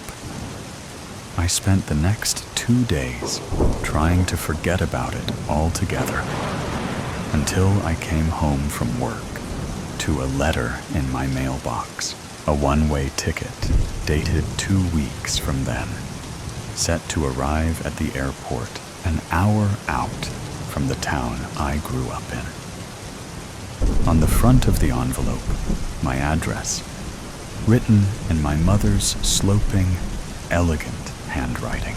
Nausea settled in the pit of my belly. How did they know my address? I'd not kept in contact with a single person from my childhood. The hairs on the back of my neck tingled as the growing sense of being watched settled into my skin. Then a thought popped into my head. Had they known the whole time? Had they known where I was all these years and never bothered to reach out? Suddenly, I was 12 again, and realizing my parents were never going to care about me the way the kids at school were cared for. This confirmed what I had always known. I was alone in this world. It took some deliberating, but I decided I would go. I would see what it was they wanted from me. and if they really had changed. I told myself I wouldn't give in to whatever manipulation tactics they might pull. I would be strong and remain distant. And when it was done, I would demand that they never contact me again. Even still, my bones were heavy with paranoia the following weeks. I elected to hire a rental car to drive from the airport to their house. There was no way I'd give my parents the satisfaction of driving me, of having any modicum of control over me once more. And this way, if I needed to leave, I wouldn't be forced to wait 20 minutes for a taxi. I parked on the street. The house had been repainted a soft eggshell color instead of the previous gray and rows of gardenias lined the fence where there had once been neat box hedges. I breathed deeply through my nose before raising my hand to knock. My mother pulled the door open as my fist made contact with the wood, causing me to stumble back. She must have been watching me from the window. Waiting, she was smiling. That was strange in its own right, but it was weirder because I knew it wasn't my mother's smile. Her smile never reached her eyes. She would never do anything that would cause lines to form on her face. Her smile always gave you the sense that she was laughing at you rather than with you, pitying you. My mother did not smile, but when she did, it was always forced. This was a genuine smile. It was happy. I felt immediately that something was deeply wrong. A shiver ran through my spine. There was something wrong about her face. It was fuzzy around the edges, as if she was wearing a mask. I rubbed at my eyes with closed fists, trying to clear my vision. But the effect remained. I figured I was tired from my flight, but the closer I inspected her, the clearer it became that something was off. It looked as if someone had tried to draw her face as accurately as possible. After taking a long glance at a picture of it, my mother reached towards me with outstretched arms and drew me into an embrace. I stood stiffly, with my arms by my side, trying and failing to remember when she had last hugged me. Surely at some point in my childhood. Definitely not after the age of 10. She invited me inside. This house was nothing like the one I'd left. Cold and sparse, decorated as if a model home. It was warm and filled with color and light. I wondered if somehow my memories of my horrible, lonely childhood had managed to warp my recollection of the house itself. But I knew that wasn't right. This new hallway was illuminated by a warm glow, and funky paintings hung from the walls. The dining table was set with a red gingham tablecloth that my mother would have called tacky, and a vase of sunflowers. In the kitchen, my father took a large tray out of the oven before pausing to take a long pull from the neck of a beer bottle. I had never seen my father drink beer before. He used to say it was the common man's drink, and that real men drank whiskey. He turned to say hello, and where his face had once been clean-shaven and professional, stubble grew freely. Like my mother, something was off. And it wasn't just the facial hair. His nose was smaller than I remembered. Eyes just a fraction too far apart. From afar, or at a passing glance, it was the man I'd grown up with. But as he stepped closer to greet me, his features shifted. It was like looking at an optical illusion. And when I changed my gaze, the true image would slip into place. They watched me. To anyone else, it might seem they were worried, for I hadn't said a word since my mother opened the door. But I could see it in their eyes, the suspicion. They were wondering if I'd noticed, waiting for me to say something. I stuttered out empty platitudes about being happy to see them, and they shuffled me over to sit at the table. Dinner was pistachio-encrusted chicken breast served with a peach and goat cheese salad. When my father announced the menu, I stopped short, fork raised halfway to my mouth. My mother was allergic to pistachios. This was a fact she despised, as she perceived any sort of weakness to be a flaw, and my mother was not flawed. I said as much, but my mother just stared at me with an odd look and told me she didn't have any allergies. She never had.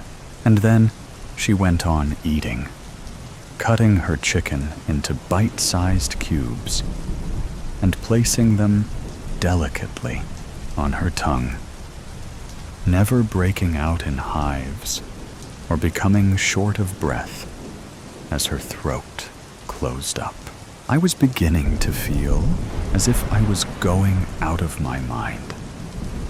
I managed to stumble my way through conversation, letting my parents do the brunt of the work, barely processing a word they said. I excused myself to my room, citing exhaustion and an early night. My father followed with my bag, and as I reached the top of the stairs and turned right towards my old bedroom, he laughed at me. It wasn't the same boisterous laugh he'd had at dinner when discussing his golfing buddies. It was sharp and croaky, like it didn't belong to him.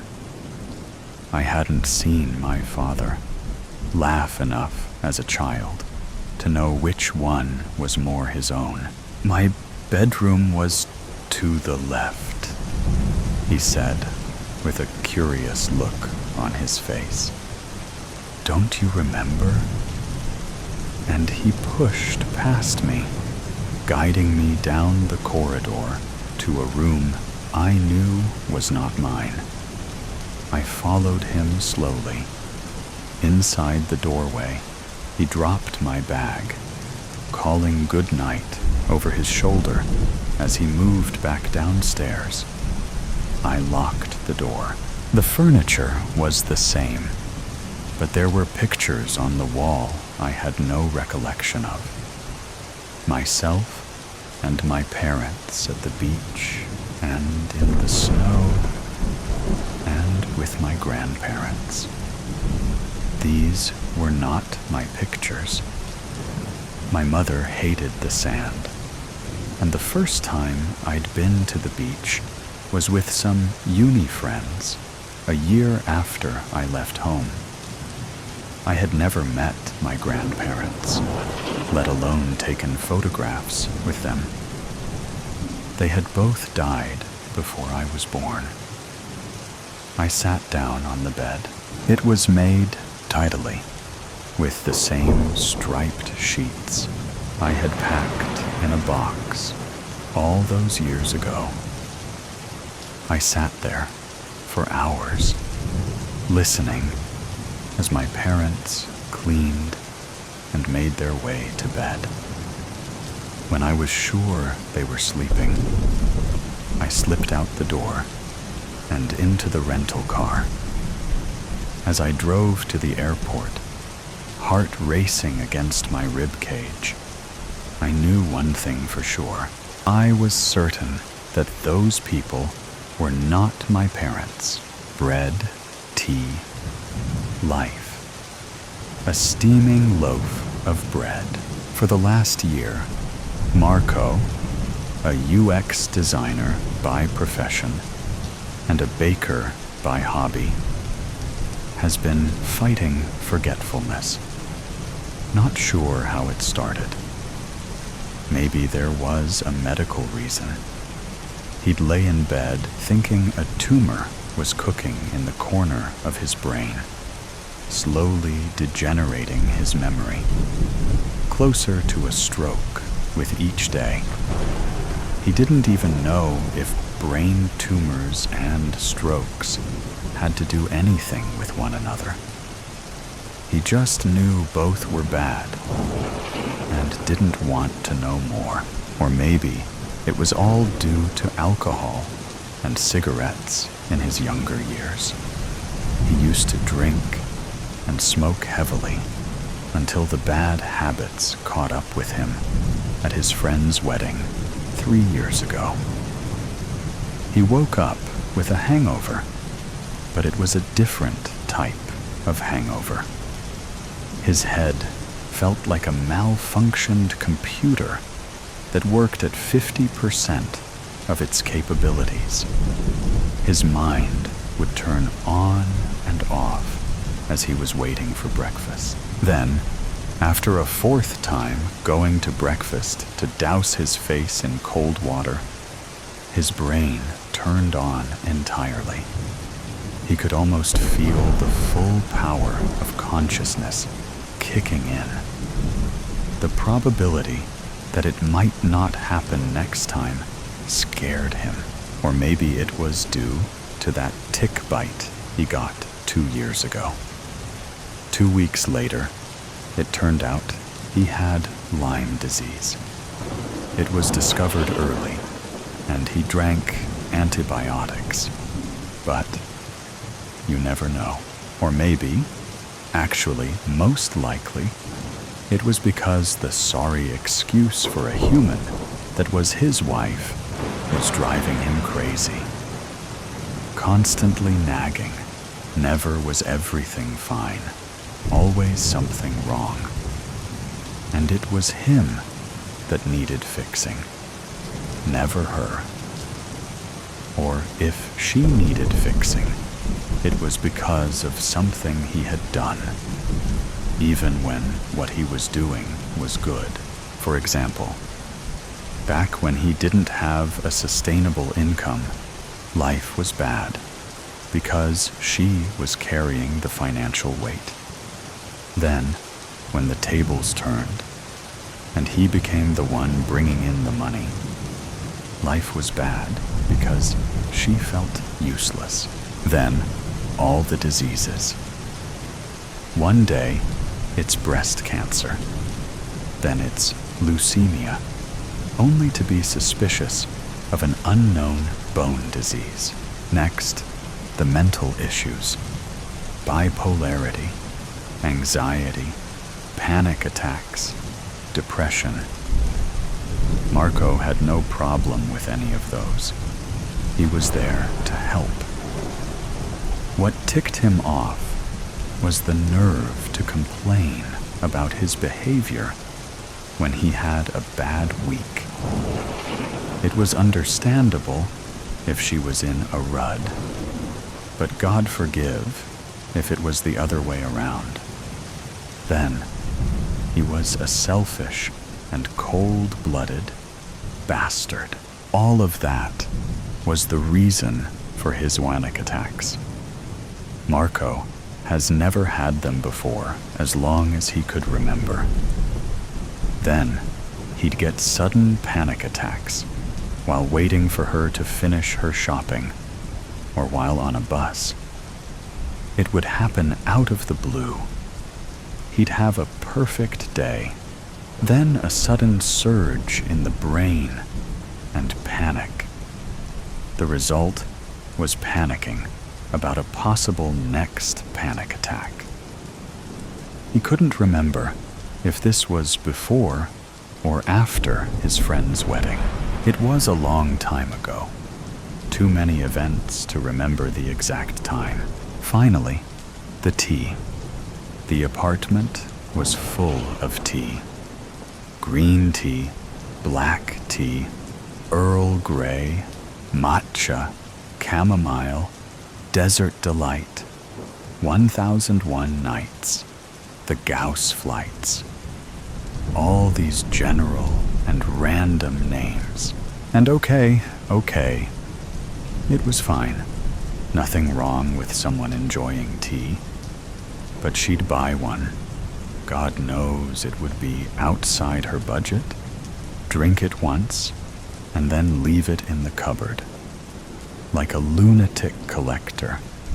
But instead of LP records, it was tea. Anyways, Marco stopped for a second. What was he doing again? It was always like this. He'd be doing one thing, start thinking about her the next, get angry, and then forget about closing the fridge door. He looked at the still hot loaf of bread. He took the knife and cut into it. Steam was dancing from it and mixing with the kitchen. A perfect concoction of tasteless air and oven-fresh pleasantness. Then he looked at a small bottle next to it. Was he really going to poison her? What a crazy thought. He still couldn't believe how he managed to get his hands on the poison. The poison needed to have no flavor. He didn't want to jeopardize the bread, but could he do it? Now that the moment has arrived, could he kill? No. Could he kill another person? His wife, out of all people. He wasn't that type of person. The ones you read about in the news, they are always ugly, weird, and either too thin or too fat. He wasn't that. He liked people, and people liked him. Unlike the fat and the thin, he had a reason. She brought him to this point. He'd never do it for pleasure. His action was justifiable. He cut 2 pieces of bread and put them on a plate. He opened the fridge and took some ham and cheese. Next, he cut both ham, cheese, into fine finger food pieces and decorated them next to the bread. The fridge light helped him see better. He picked up the plate, took a deep breath, and walked towards the living room. He stopped. Wait.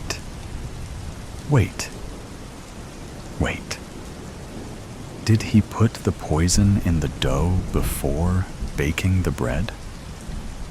He remembered pondering whether to lace the bread before or after. It made sense to do it before. But what if the heat neutralized the poison? Unlikely, but it could happen. He should have used more than a few drops.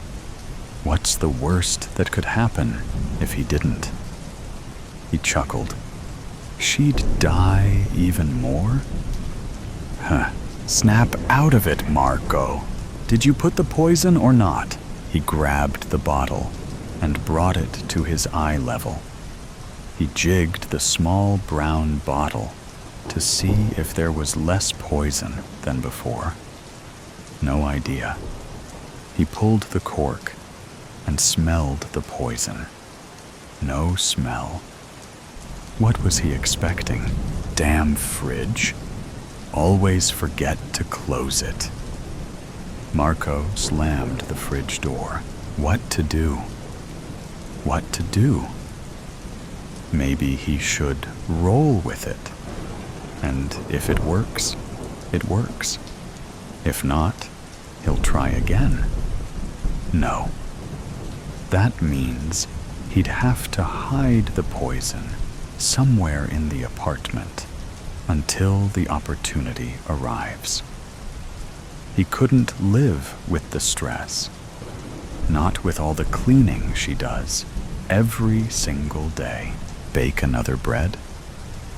But what if she arrives while he's baking the second bread, and the first bread is already on the table? How would he explain that? His gaze stopped at the tea cupboard. He grabbed the chamomile, mint, lavender, rosemary, and clove mix, turned on the stove to boil water. 250 milliliters exactly. He shoved a teaspoon into the mix and combined it with water. Then he waited for 5 minutes. The tea was ready. Just don't forget, high hopes in the rain. Sitting in a chair in the living room, Dave wonders, I know that I have to do something drastic, or nothing will change in our relationship. But what can that be? I was foolish and selfish. I am aware of that now. How do I undo it? He walks to the window and looks out, as if the act would give him an answer. As he scans the surroundings, he sees that it is raining. It is what his grandfather would have called a doozy of a storm. Then he gets an idea. He decides to follow it through, though it might just be foolish to the max. But he feels that it has to be tried. It is desperation time. He goes into the bedroom and puts on what is well known to friends and family to be his favorite sweater, blue with a big maple leaf on the front. Then he goes outside, getting soaked in mere seconds. He thinks once more about the foolish thing that he did slightly more than a week ago. At the very least, this will be yet another punishment, one that he is imposing on himself, one that he feels he deserves. But his hope is that it will change the failing state of his marriage, the event that harmed his marriage. It was a Saturday night, and as usual for this time of year, he was watching a hockey game in which his beloved Toronto Maple Leafs were playing. It was the third period, and the game was tied 3-3. The Leafs had been behind, but had made a comeback to tie the game. Their opposition, the New York Rangers, had just received a tripping penalty. The phone rang, and he wondered whether or not to answer it. But he could still watch the game while listening on his phone. It was his wife, Eva. She had been out to watch a movie with her best friends. They lived on the other side of town, so they were taking a bus to go back home. For her, there was an hour-long walk. there was no bus that would take her home. She did not feel like walking, as it had been a long day for her, and there were some thick clouds approaching where she was standing. She asked Dave to pick her up at the theater so that she would not have to walk home. His reply was definitely not what she wanted to hear. He told her that he was watching the Leaf game, and it was tied in the third period, with the Rangers just getting a penalty. He could not possibly abandon the game at this stage. She was stunned by his response and ended the call on the phone. She did so with anger and energy, banging her phone on her upper leg. Both of them knew that there was no bus that went near to their home. When she went to call a taxi cab, she discovered that her phone was no longer working. She would have to walk. And as she did, the expected rainfall began. Very heavy it was. By the time she reached home, she was completely drenched and very, very angry with her husband. Her first words to him when she finally arrived at their home was, "I think that you prefer your beloved Leafs to me. I hope that they lost." He was going to say that they won 4-3, something that he had jumped up and cheered about at the time, but was astute enough not to do so. When he looked at her drenched person and angry face, he knew that he was in deep trouble. The next day, which was Sunday, they barely spoke to each other. And when dinner time rolled around, and he asked her whether they might go out to have dinner in a local place that they both liked, her only reply was, "I guess there was no Leafs game tonight, or you would not have asked me. I'm making my own dinner tonight, and you can make your own damn dinner." Over the next few days, there was little said between them, other than the bare necessities, barked out in very short sentences. This is what had led him to the desperate gesture of going out in the rain while wearing his maple leaf sweater.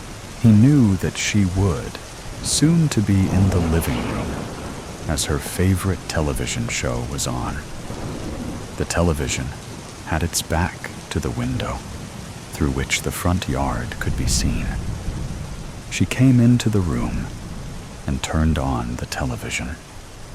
Dave felt that she would eventually be seeing him and his soaking wet treasure. A few minutes passed by, and she did not appear to see him, so he walked towards the window until he was only a step away. He wanted to knock on the window, but decided against it. After about 10 minutes, she stood up. He reckoned that there was a commercial on, and that she was going to the kitchen to get something to eat or drink. He had heated up a frozen pizza for his own supper, and had eaten it alone, as he had done every night since the Saturday of her drenching. When she returned to the living room, a glass of wine in her hand, she suddenly saw him, wet sweater and all. She put the glass down and walked towards the window. Knowing him well after 5 years of marriage, she recognized one of his symbolic gestures. The fact that he had worn his leaf sweater while out in the rain had meaning that she clearly understood. She went quickly to the front door, opened it, and in a friendlier manner than she had used in speaking to him in days, she shouted out to him, "Come in right now, you moron," an affectionate term shared between them. When he came inside, she said to him, "I would hug you, you moron, but I don't want to get wet. Take the sweater off so I can put it in the dryer and put something dry on." He stripped off the soaking garment and handed it to her. She grabbed it and took it downstairs to the dryer. He stood there, half naked, with a big smile on his face. When she returned to the living room, she returned his smile with a smile of her own. He then said, "I was selfish on Saturday. I am so sorry about that. You are way more important to me than a hockey team could ever be. You are in first place. They are a distant second." This was followed by a mutually engaging hug. Neighbors. It's been so peaceful without tenants in Unit 37. Something about that apartment always attracts such surly people. Loud, rude, unneighborly. This used to be a community. Now it's more of a ghost inn. I liked going to the market first thing in the morning on Thursdays. That's when they deliver the fresh weekly stock, and all my favorite vendors know to save me their best batch. I didn't used to be able to afford this. Strange to think how now that I don't go to work, I am able to spend all this money. But life is in the little things, in plump figs, rich greens, and tomatoes that smell of being grown in sunny gardens. It's opportune that the school gave me paid leave, just like they did with the teachers. I thought they would send me to work in the next county while the school was renovated. I guess funding was improving. I cleaned up after dinner, freshened up, and went to bed. Or rather, the couch. I've gotten used to sleeping on it after long shifts, having to waitress for a while after work. Ends required meeting for a time, and I would just crash in the living room. Nowadays, it's more comfortable than ever, like a warm cocoon, ready to wrap me up, safe and sound each night. I finally slept like a baby. Then there was a bark, suddenly, in the middle of the night. Loud, sharp barking of a dog. It sounded so close, I thought he was right in the room with me. A cold chill ran throughout my body from how much it startled me. I felt my heart go cold. Must be what a surge of adrenaline feels like. I would have thought it would be a hot flash, but I felt frozen. Listening more carefully, I realized it was coming from Unit 37. I didn't see anybody move in. Why is there a dog? Am I hearing it wrong? Drowsiness was overtaking me again. Once my body realized it wasn't in imminent danger. Maybe it's for the best, I thought, and laid back down to sleep.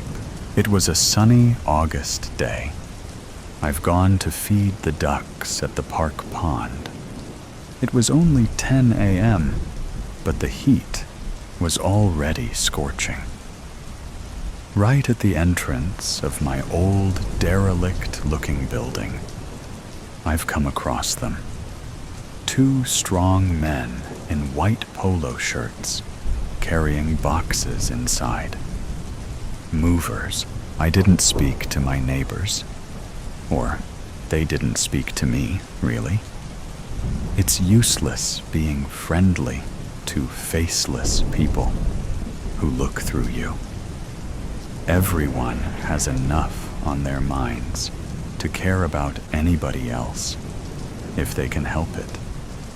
So I don't know anybody here anymore, and I don't mind if it stays like that.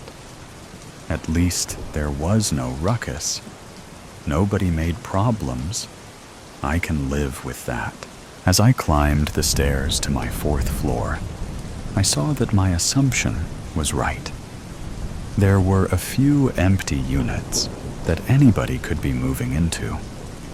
Of course, it had to be the Unit 37, right next to me.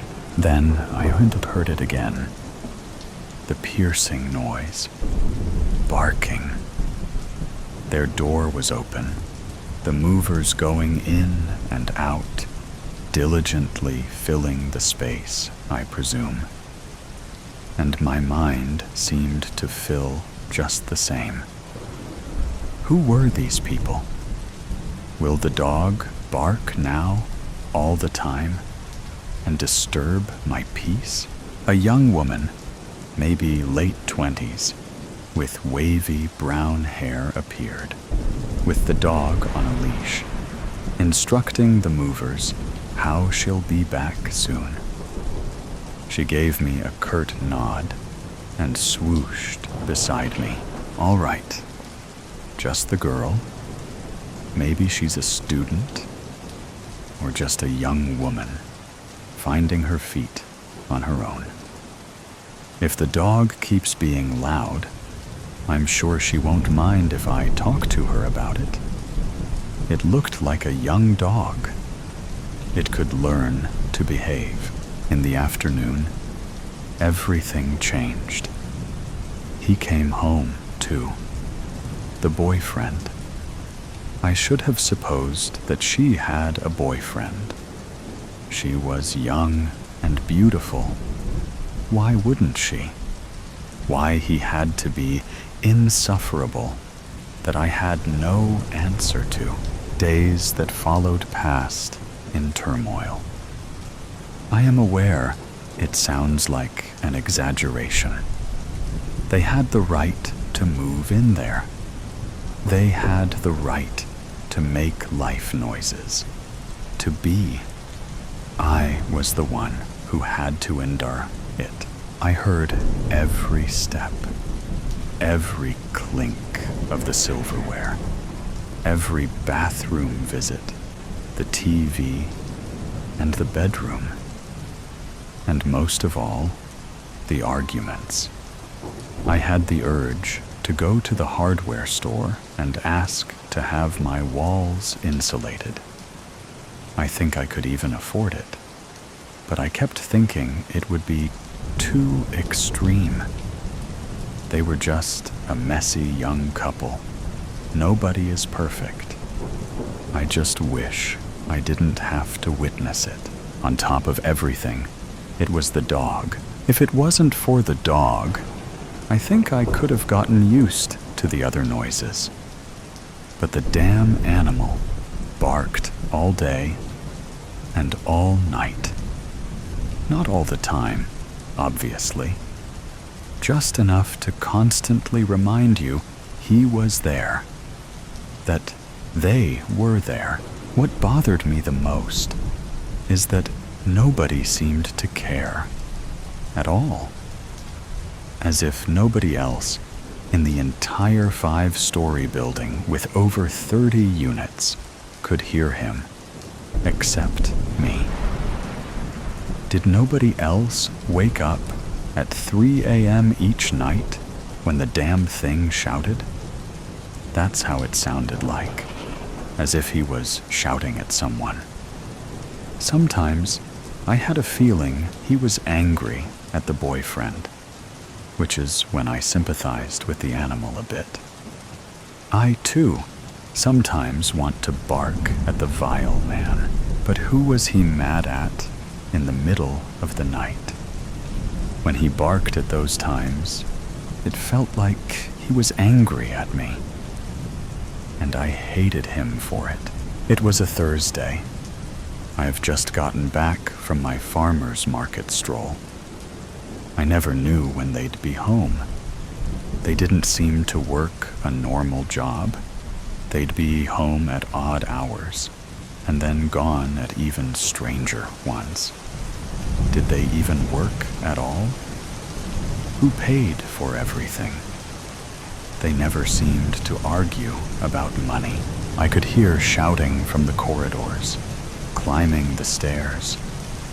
The smell of weed was forever permeating the inside of the building.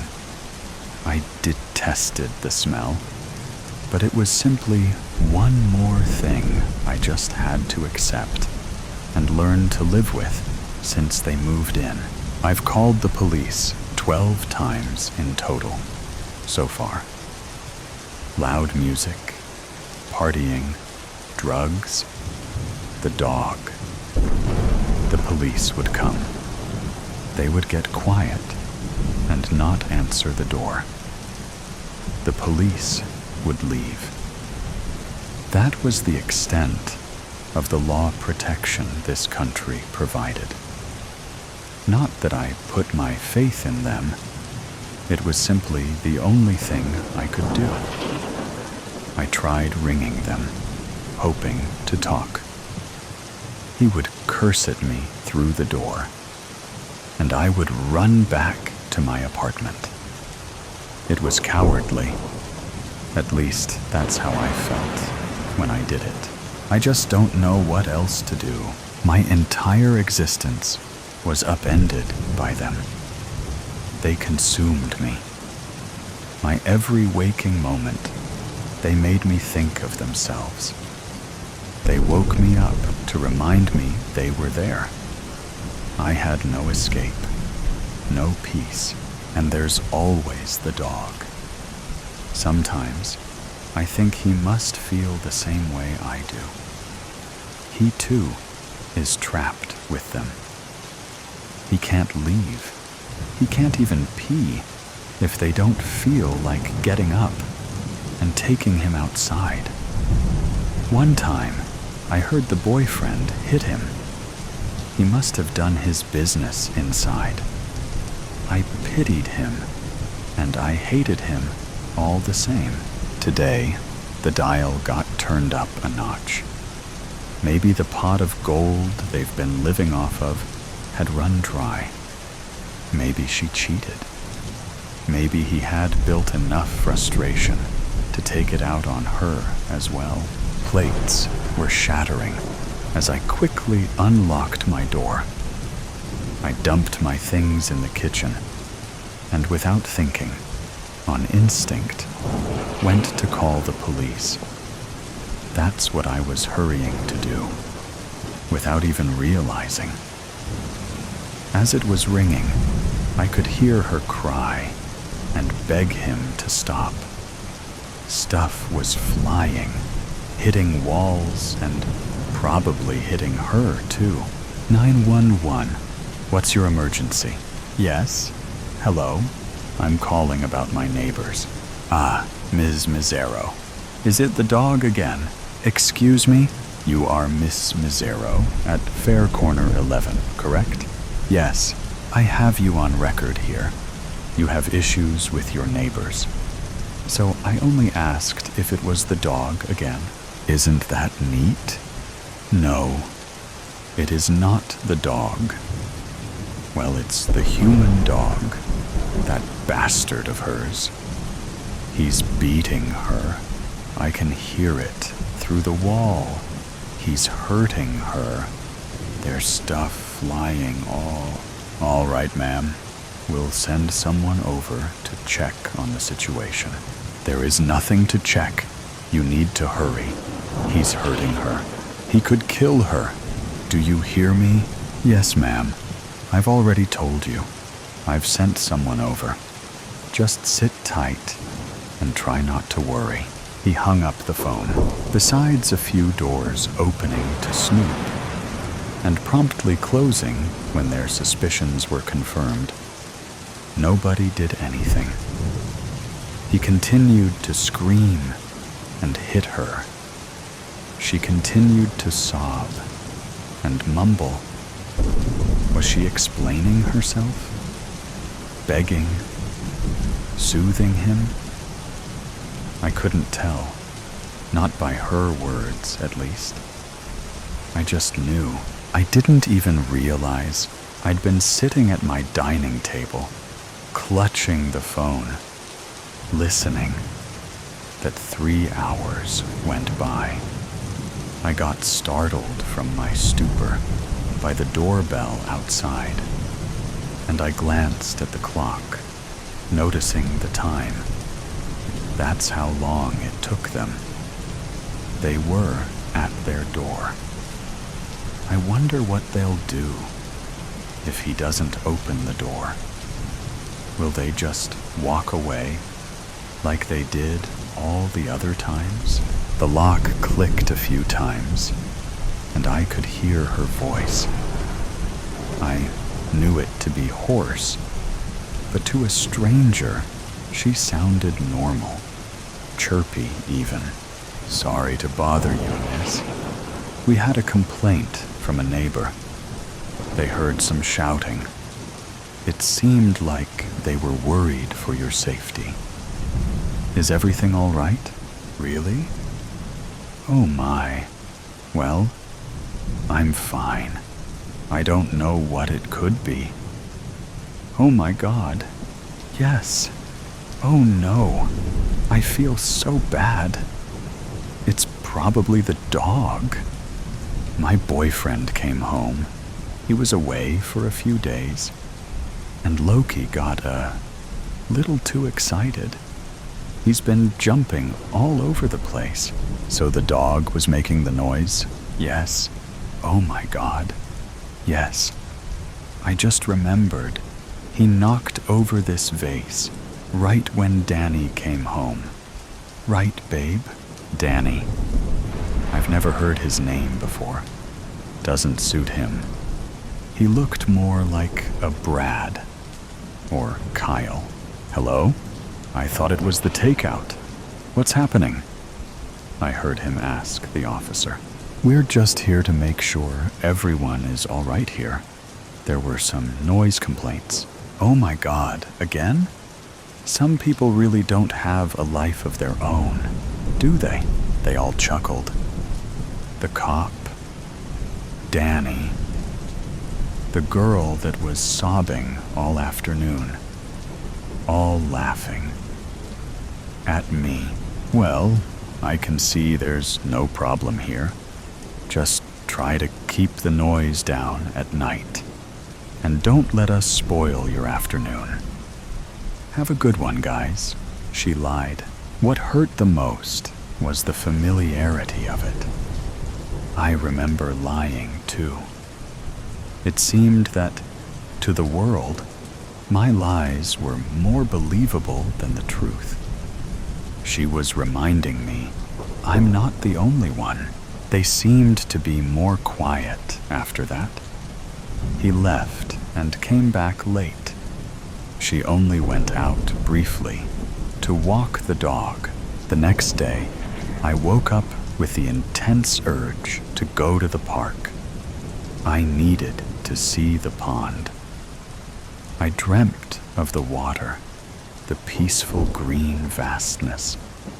My ducks. Do they remember me? I bet they would like anybody who brings seeds and lettuce, not just bread. I had to go to them. Gathering my things, I went to leave, locking up my door. She just got out too, at the same time. Our eyes locked. She looked swiftly away, but not soon enough. I saw the bruise covered by a thick layer of foundation. It was so ridiculously obvious.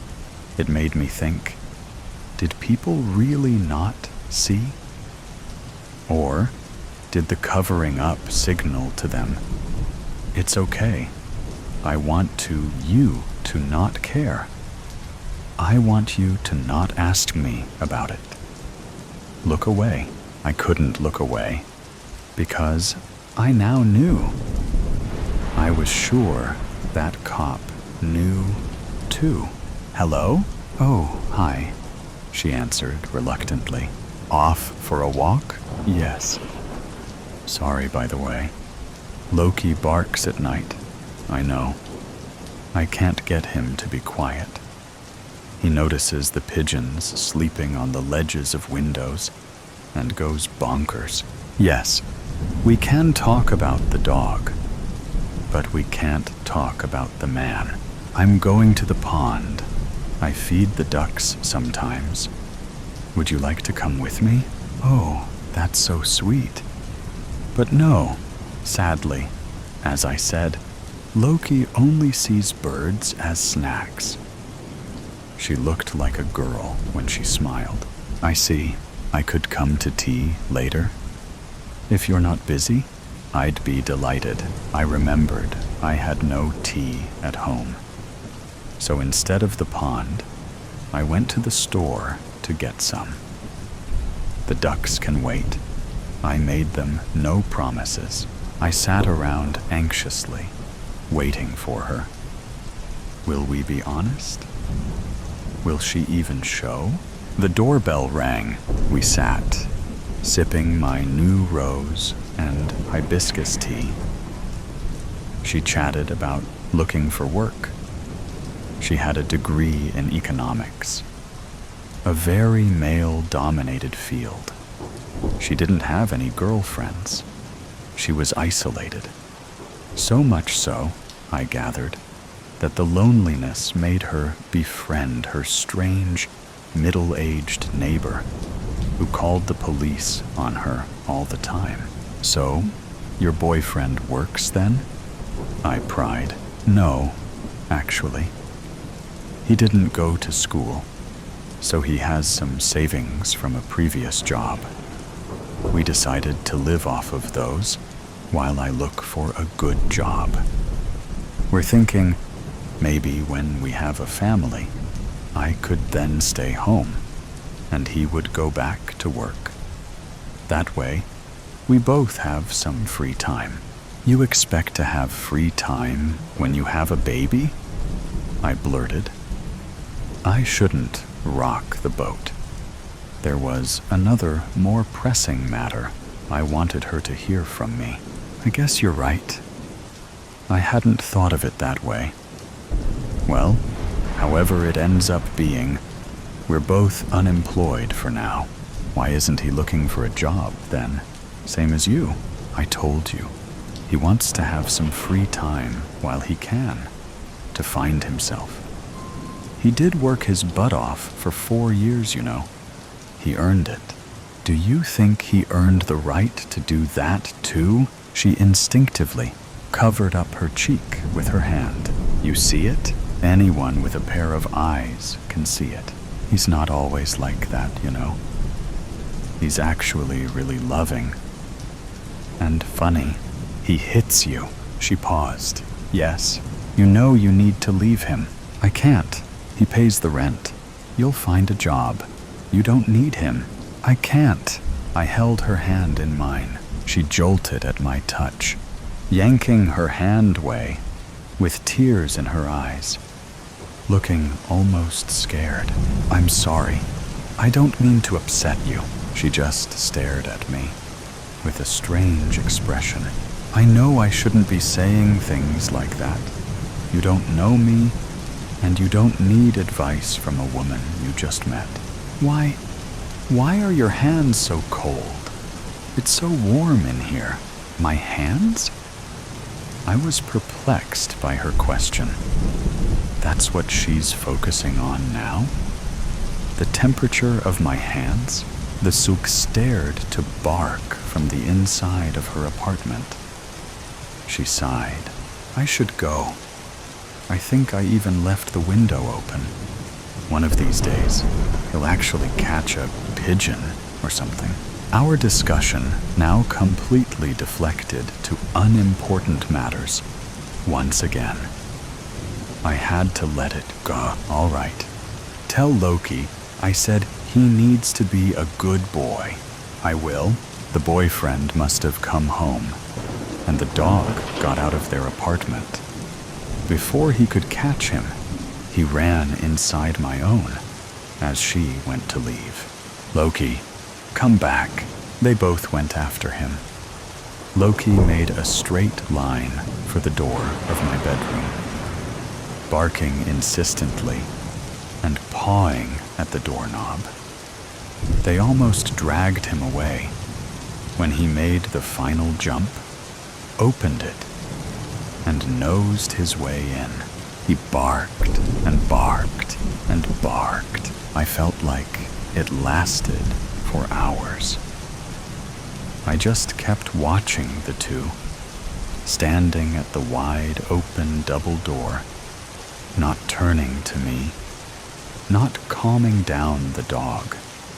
They just stood and stared. I walked slowly closer, with each step being more certain of what I'll find. Peace overcame me. Relief. Joy. I cackled. Full chest, lungs, and heart cackle. It was real. It was. It happened. I did it. They jolted at the sudden noise, finally turning to me. What did you do? She stuttered. The two blackened, withered figures could be seen on the once pristine bed. The one on the right wore my favorite outfit, my green dress, and my mother's dragonfly brooch. Loki, no doubt, found his kindred, too, by the closet. I did what I had to do. Finally, for a time, I got to be free. Tears escaped her eyes. I'm so glad I got to meet you in the end, I told her. I took my bag. I prepared earlier this morning. Take care. I smiled. I think I'll go to the pond now. Yes, I'd like that. Paranoia. It was a cold November evening. Rain was showering on the street, creating a constant background noise. People ran from cover to cover, and residents of the building gathered near the window, admiring the incredible scenery outside. Except for Carl. Carl spent what seemed like an eternity examining his mug. His favorite mug, the mug he had for several years. Yet there was something strange with it. Using something for a long time, you remember small things about it. Little cracks, stains, tiny pieces of something edible that was stuck near the handle. It was there, but something was wrong. Just like if someone bought a brand new mug and, "Hey, Carl, are you all right?" Jesus Christ. Carl got frightened and turned around, convulsively trying to control his hands and not to break anything. The mysterious voice belonged to his friend, Conrad, who stood in his kitchen with an anxious expression and a bottle of wine. Yes, I'm all right. It's just... Wait. How did you get into my apartment? You gave me the spare keys, remember? Conrad put the bottle on a table and proceeded with the conversation. Are you sure you are all right? You look really concerned about something. I mean, people in your profession always look concerned. today, it's a bit too much. What's going on? Yeah, no, it's nothing serious. Carl got 2 wine glasses in the kitchen and proceeded to sit at the table while trying to express his concerns. It's just my mug. It doesn't look right. Your mug? Conrad was visibly surprised. The one you have from college? The only thing that's not right about it is that I remember you holding your mug more than holding your ex-wife. I mean, that's why we got divorced. Carl laughed. Not because of the mug, obviously, but you get the point. Carl realized he had forgotten about a wine opener and went to the kitchen to get it. While continuing his speech, the point is, it's not like it should be. It's hard to explain. Something is not right. Maybe it's a little cleaner than usual, but something else is off too. That happens to mugs when they get cleaned, Conrad said, trying to play it as a joke, but looking really concerned. Are you saying what I think you are saying? The room was silent for a moment. Carl was deep into his thoughts and unsure if he wanted to discuss it. But there is no better person to share his fears than Conrad. I mean, Carl began hesitantly. You know the country we live in, with all the secret police and repressions and all this stuff. What if they are spying on me? You are right about a country we live in. Conrad ate an olive and continued. And you know much better than I do about all the people that fell into paranoia and lost themselves in madness. No one was watching them. And no one is watching you, Carl. You just forgot that you washed the mug. Don't do this to yourself. Yeah, I guess you are right. I'm seriously, Carl. Don't do this to yourself. This country already lost too many good men to paranoia. We cannot lose you too. You are right. And I really mean it. Carl and Conrad smiled at each other and started the dinner. While you age, you tend to lose your friends. Not because something is wrong with you or with them, at least mostly, but because life drives you apart. You begin to work. They begin to work. You start a family. They start a family. Suddenly, you don't see each other anymore. You hardly know what is happening in each other's lives. And all your conversations are mostly wishing each other a Merry Christmas. That was not the case for Carl and Conrad. They were there for each other for as long as they can remember. They finished school together, lived together through college, and helped each other in all ways possible. Conrad was there when Carl got married and divorced. Even when they started to drift apart, they made a deal to gather every 2 weeks to drink some wine and catch up on what was going on in their lives. Carl knew he could trust Conrad and didn't lie when he said he would abandon all that spy paranoia.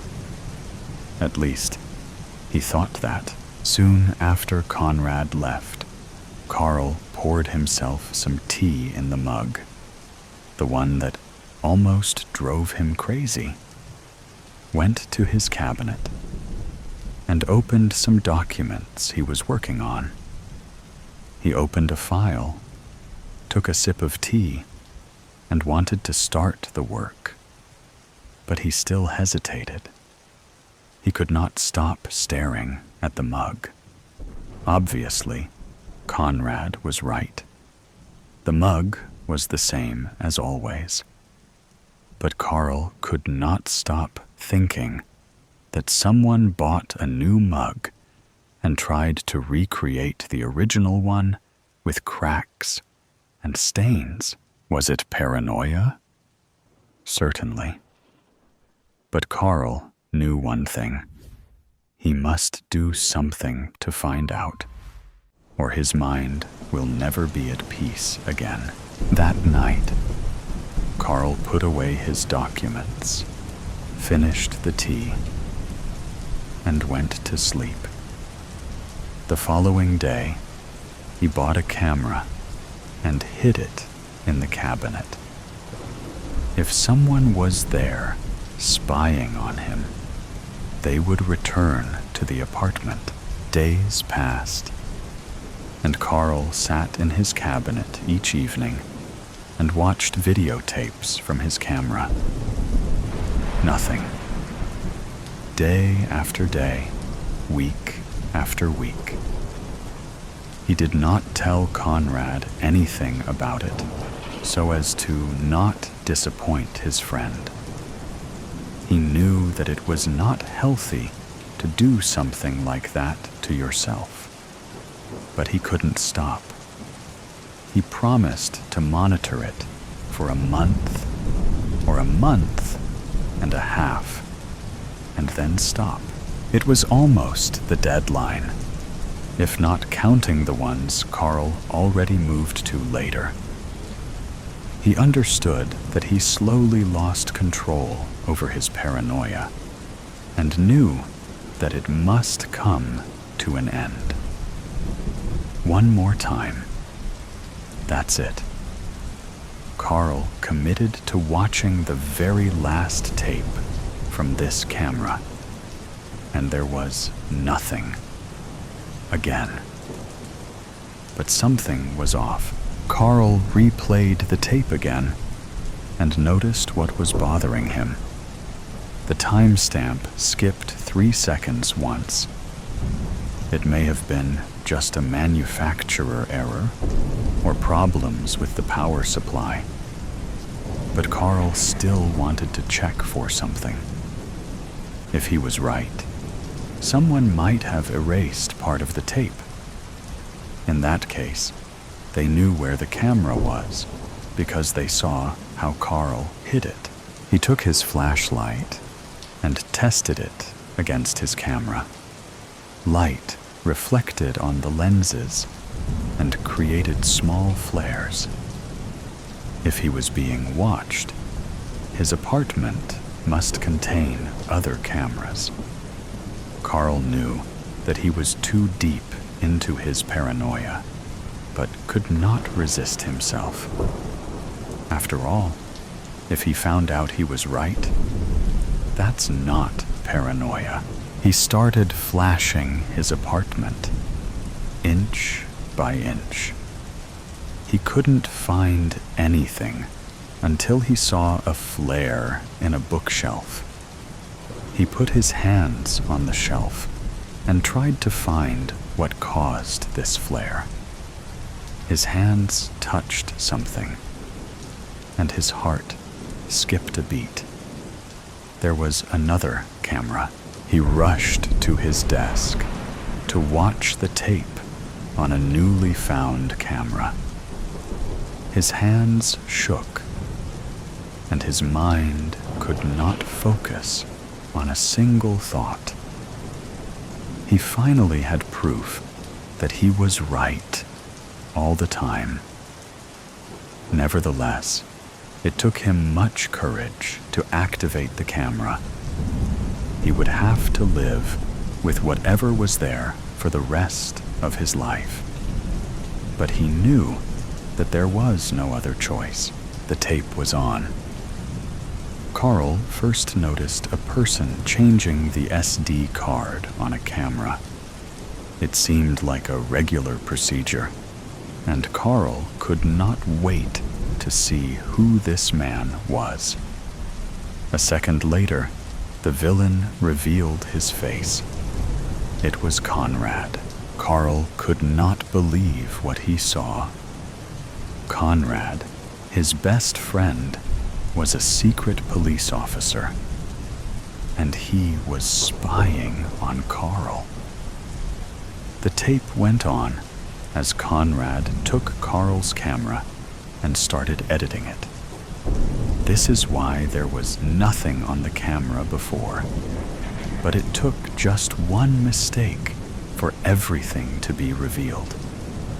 Then Conrad found the documents Carl was working on, took some notes in his textbook, put everything in its place, and left. Carl was shaking. He could not breathe normally and started crying. Conrad.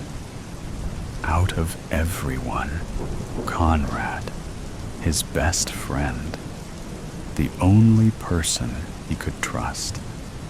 All these years, everything they went through, all the time they helped each other live through the worst moments of their lives, were now void. Nothing. Just a lie. Carl was heartbroken.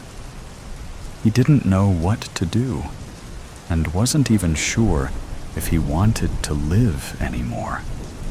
He felt like all his life had been a giant lie. No, it's not how it should end. One thing that jerk was right about is that this country could not lose Carl, too. It was hard and tough, but he had to do something right now. First, Carl scouted the house to find more cameras. There was one in the bedroom and one in the living room. Now, it's time for action. Two can play this game, and Conrad just lost a huge advantage. Now Carl knows he is being watched. First, Carl edited the footage from the found cameras. Now he knew exactly where they were, and how to hide what should not be found. He didn't want to look too suspicious, though. Sometimes he left some clues, usually useless, so that he would not be detected. As for Conrad, Carl made sure he did not suspect anything. As hard as it was, the two continued their tradition of gathering every 2 weeks. Carl had to put all his willpower to use to not punch his friend in the face. Sometimes he skipped the wine party for made-up reasons, but always edited the videotapes accordingly. One evening, when they sat at the table, Carl said the one thing he had planned for a long time. "Hey, Conrad, I want to show you something I was working on. Just promise to keep the secret, all right? It might cause big problems if anybody knows except for us." And then the red one enters. A great artist once said, "Color. What a deep and mysterious language, the language of dreams." Depending on the situation or distraction, this philosophy unquestionably plays an integral part in Herbert Truelove's meandering existence, floating and gliding from one state of contented, colorful contemplation to the next, regardless of the consequences. It is Tuesday. Spring has just about sprung, and a dapple of weak sunlight is finally threatening to break through the clouds that have been in perpetual domination since last October. At least it seems that way to Herb, who, as we speak, is in a daydream of sorts. caught between the grim reality of his humdrum day job and the fantastical scenes that his mind is playing out to him. Today, softly tinted marshmallow cats and dogs with expertly curated mustaches and jaunty little hats are fleeting across his venturing mind. Everything is odd and hazy around the edges. The sun's faint rays kiss the scene with hues of pale yellow, blue, and pink. And across the dusty blue sky, cloud-like forms are enticing him away to somewhere far beyond the gray walls of reality, where Herb's flesh and bones exist. True love. Shrill and pointed as ever, the bespectacled and suited Geraldine Ledbetter, a storm cloud personified, marches across the office and places herself between the window and Herb's reverie. She casts the darkest kind of shadow across the desk, perhaps the sort you might encounter in a terrible nightmare. Are the figures for the board meeting ready yet? The words thunder reverberating in Herb's ears. But he is not easily fazed. Herb has learned that it is best to do whatever is asked of him. Herb knows that it's wise to keep his head down and complete his work to an adequate standard so that it attracts minimal attention. Herb knows where his mind would rather be. The mustachioed marshmallow cats and dogs saunter away towards the rapidly graying clouds, and Herb, rubbing his eyes, waggles the gray plastic mouse to motion his laptop back into life. "Half an hour," mutters Herb, as he adjusts himself to the reality that surrounds him. The cats and dogs disappearing into the cloudy horizon. His tired eyes flicker across the incomplete spreadsheet that occupies the screen. Conditional formatting highlights the cells that need to be completed in a garish, bright yellow. As Herb knows from bitter experience, the department heads are notoriously tardy in submitting their month-end figures, and this month is no exception. And that will include the projections for the second quarter. The dark outline of Geraldine Ledbetter demands rather than questions. Of course, around the edge of Geraldine's heavy form, Herb can see a butterfly hovering outside the window, its golden-tipped wings unusually early for the time of year, but splendid all the same as it flutters in the mid-morning light. On my desk by 11 sharp then. Then Geraldine, engulfed within her ominous cloud, rumbles back through the office and is gone. The light resumes its place on Herb's desk, and his pupils contract for a moment.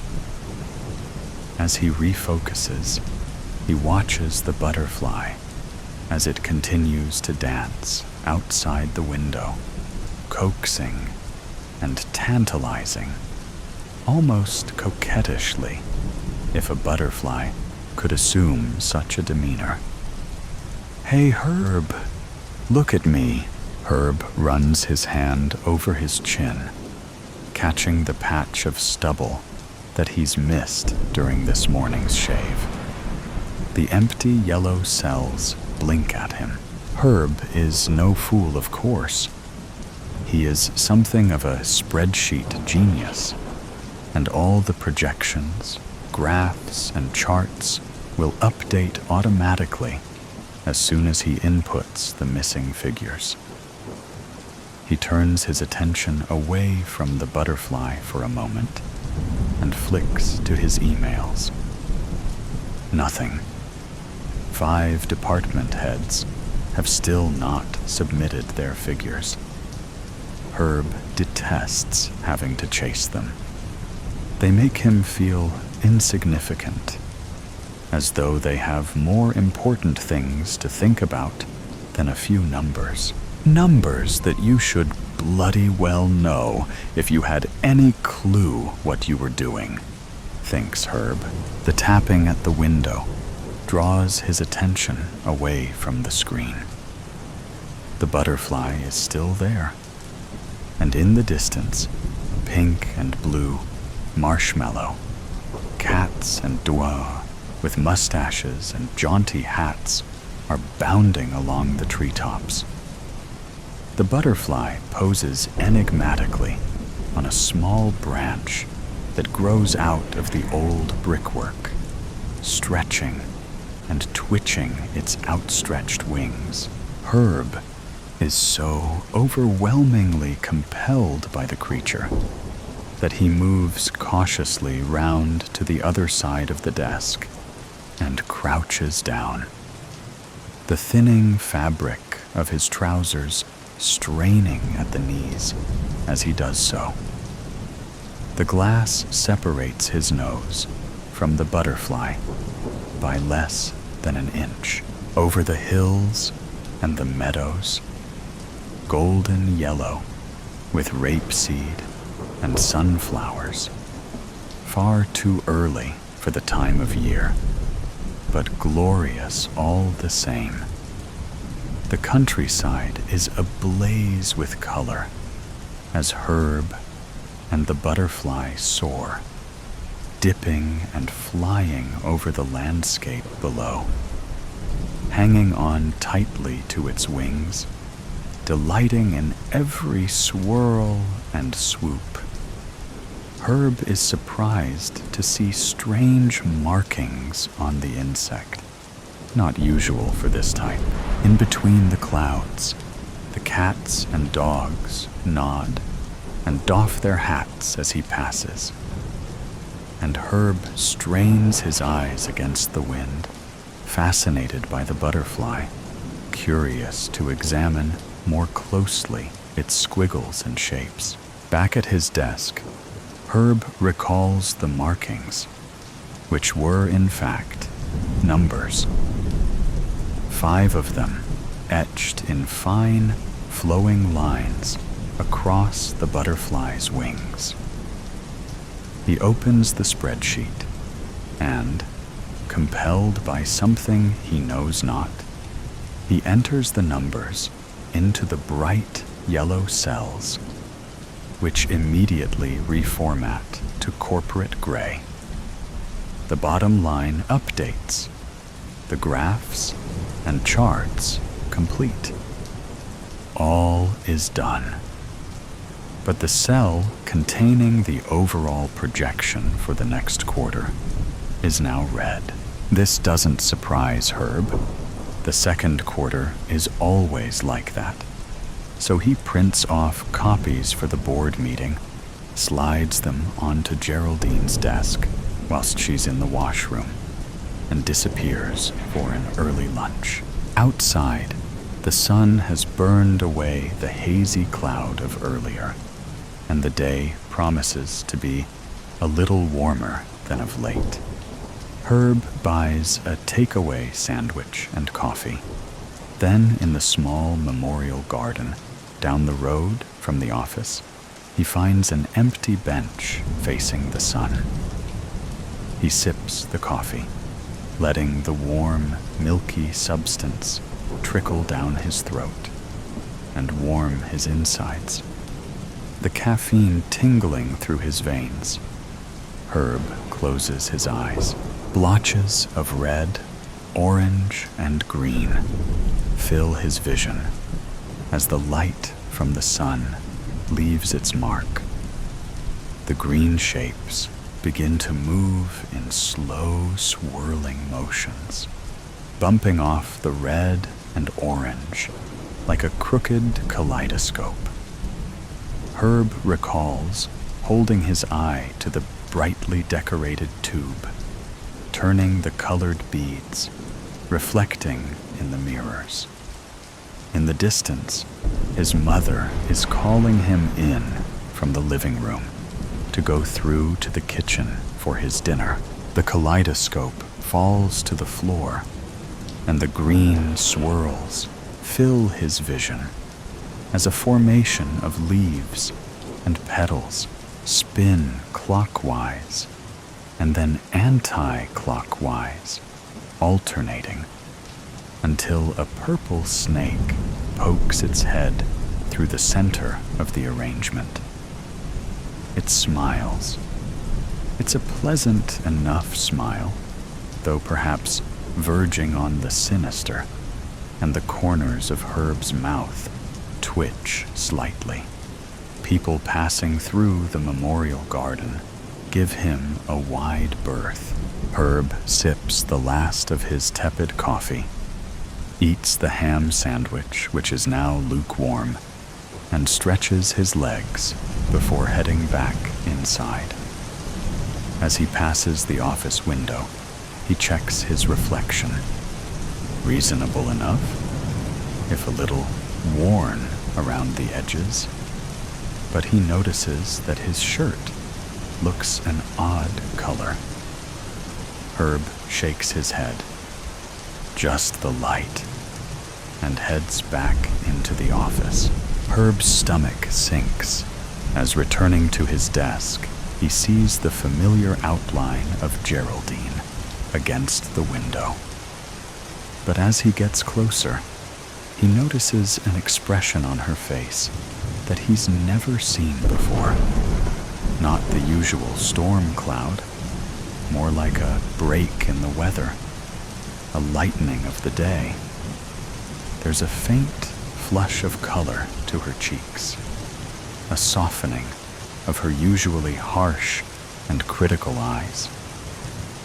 Her blouse, usually a nondescript department store shade of grayish beige, now seems to emit a slight hint of pink, not bright enough to be obvious, but just enough to make Herb look twice. The board meeting went well, she says. The projections were in line with expectations. Good work, true love. Herb nods, not sure how to respond. She has never called his work good before. Ever. I need you to run some modeling, she continues. Future projections, based on recent trends. A few different scenarios. I want to see what we're looking at for the next couple of years. She turns to leave, then pauses.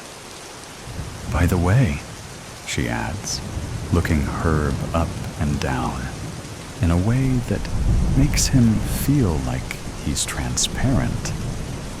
I like that shirt on you. You had a dark blue one on before, didn't you? Herb looks down. His shirt seems pale and washed out, and he's not entirely sure what color it had been earlier, his morning routine being somewhat chaotic. The first shirt out of the wardrobe usually suffices. Herb sits at his desk. For a moment, he glances towards the window as temptation draws him to contemplate for just a little while. But Geraldine's demeanor has startled him, setting him off balance. For the first time since starting with the firm, he feels compelled to produce what she wants as accurately and as promptly as he can. Herb exhales slowly and turns to the spreadsheet. Numbers and formulas are a place of comfort and security for him, and he begins to plan out the equations and tables of data that he needs. Everything is mapping into the right place. No errors flash, but his mind is slowly drifting. The warmth of the sun still lingers on his face. The coffee tingles in his bloodstream, and Herb's fingers hover over the keys. The marshmallow cats and dogs have returned, their sugary bodies bound across a soft, undulating pastel landscape, their hats perched askew at gravity-defying angles. Herb watches the beautiful hues of the world around them, gentle like childhood dreams. He smiles as they swirl and leap, admiring their peculiar hats and mustaches. Then there's a flicker, and something deeper in his mind stirs. Herb snaps back to the screen. The formatting is wrong. Purple cells, they hadn't been there before. He hadn't formatted them that way. Herb was sure of that. The empty spaces within them pulse ever so slightly, and Herb's stomach tightens as he recalls the numbers on the golden-tipped butterfly. The snake was purple. He tries to remember the patterns. Had there been numbers? Herb leans back in his chair and closes his eyes, trying to recall, attempting to re-summon the lunchtime dream. The marshmallow creatures appear again, bounding across rolling, gentle pistachio fields, warm, comforting, inviting. But that's not what he needs right now. The snake had been different.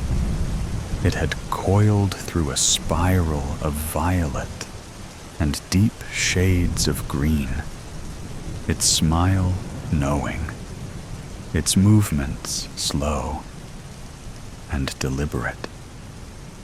Herb pushes deeper into the memory, searching for it, feeling the gentle marshmallow dreams resisting, as if trying to keep him away. Then he finds it. The kaleidoscope returns. "Your dinner's ready, Herbert." But the snake slithers from the swirling pattern of leaves, its scales shimmering in purple hues.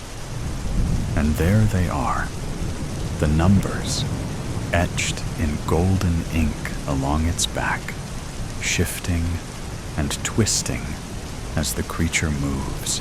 Herb returns to his desk with a jolt. His fingers move quickly before his waking mind erases what he's just seen. And with shaking hands, he enters the snake's numbers into the spreadsheet. The model updates.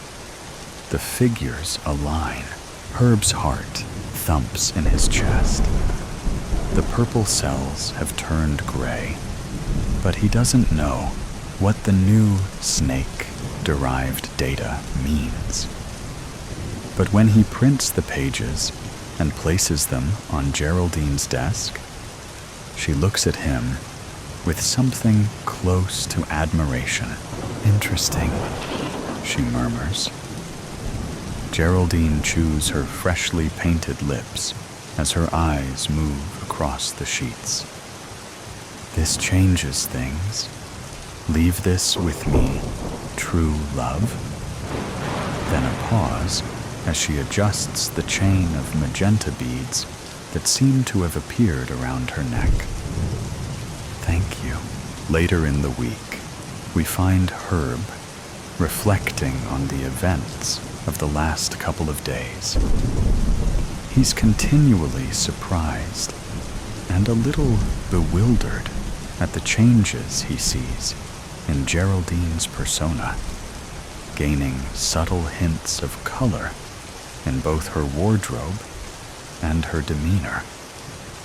With every financial forecast or model that she requests, amidst wild daytime dreams and flickering spreadsheets, Herb delivers the goods. He knows he's making a good impression, but his daytime reveries are changing, showing him things he's never seen before, and he isn't sure how he feels about that. The faded and worn knees of his trousers have thinned further, now nearly transparent, and when he catches his reflection in the washroom mirror, the patchy stubble on his chin seems to be developing a rather gray tinge. Herb's comforting daydreams, full of soft and gentle color, seem to come less readily, and the pink and blue creatures keep on vanishing over the darkened horizon. The spring that threatened to flourish just days earlier has retreated back into winter, and a bitter easterly wind whips around every building and street corner. Today, it is Friday, and Geraldine wants the latest figures to review over the weekend. As ever, Herb is on point to deliver. It seems to him that the department heads have faded into obscurity. They approve the files that Herb emails to them without a second glance, and Geraldine continues to be enthralled, enchanted almost, by the tables and charts that Herb sets on her desk at every demand. This morning, Geraldine's blouse is a vibrant cornflower blue, her smile brighter, her voice lighter. She calls Herb into her office. "Herb?" she smiles. "Did she just call me Herb? The board members have noticed your work. They want you to take on some more experimental forecasting." Herb's eyes drift past Geraldine's shoulder. Through the window, he sees a slender man in a tight red suit balancing on the edge of the window ledge. He's grinning at Herb, opening and closing his suit jacket, revealing something, a code perhaps, and then quickly concealing it, smirking as he does so. Behind, in the distance, the soothing colors of pastel fields flicker as marshmallow cats and dogs try to draw Herb's attention. The scarlet character outside the window watches, waiting. "Herb!" Geraldine's voice punctures Herb's distraction. This could mean a promotion, more pay, more prestige. Think about it over the weekend. Herb rattles his head, bringing himself back into the moment. "I'm sorry, Geraldine. It's been quite a week." He looks down at his hand. It looks paler than before, almost translucent under the harsh office lights. He swallows, his throat dry. "I'll get those figures to you this morning, ready for the weekend." The spreadsheet gapes at Herb. It flickers. Cells that were accurate earlier are now showing RF and other disturbing error codes that Herb has never seen before. Other cells are suddenly formatted in red, their borders animated. serpents slithering around each red cell. Herb looks out of the window across the gray sky, where trees bend and sway in the wind, and litter from the street blows up in gusts. The red-suited man peeps impishly around the corner of the window, just enough that Herb sees his menacing grin. Then he steps fully into view. Herb notices the purple snake wrapped around the man's left leg, and on his right shoulder sits a butterfly with golden-tipped wings. Somewhere in the distance, in what feels like another world, a dream within a dream, the blue and pink marshmallow creatures are trying to reach him, their little hats bobbing as they bounce over clouds. But the scarlet presence is looming closer, toying with the buttons on his red jacket. Open or closed, it mouths through the glass. The butterfly flaps and the snake slithers, its purple scales gleaming, waiting for Herb to notice the fresh set of numbers along its back. As Herb closes his eyes, he finds himself at an unfamiliar crossroads. One path stretches away in soft, gentle hues. It feels familiar and safe. He can see the marshmallow creatures playing in the distance, their hats bobbing as they bound through a pastel-tinted world of sunlit clouds. They wag their tails, tweak their mustaches, urging him to join them. But they are fading, their edges blurring. In the opposite direction, shadows twist into deeper, richer colors: purple, red, gold. The air sparks with energy that Herb can't see, and the red-suited man stands, waiting, his smirk widening as he temptingly holds his jacket open, revealing an array of numbers and equations. Herb rubs his eyes, looks again in each direction. Herb is compelled by something unfathomable, but he thinks he understands. At his desk, Herb works feverishly, head down. He is focused on completing the spreadsheet for Geraldine. By lunchtime, he has succeeded in his task. Geraldine is happy. She pats the papers on her desk fondly, like a favorite pet. She'll look at them over the weekend, she tells Herb. She trusts him to have done a good job. We rejoin Herbert Truelove the following morning. It is Saturday. His tousled head emerges from beneath the bedclothes, and he greets the weekend with a yawn, blinking at the light creeping between the gap in his thin bedroom curtains. He has slept well, remarkably well, in fact. It has been the best night's sleep Herb has had in a very long time. So today's story has come to an end. Or perhaps it never really ended. There are mysteries still there, questions still unanswered, and sometimes things that seem to only exist in stories can creep into reality in unexpected ways.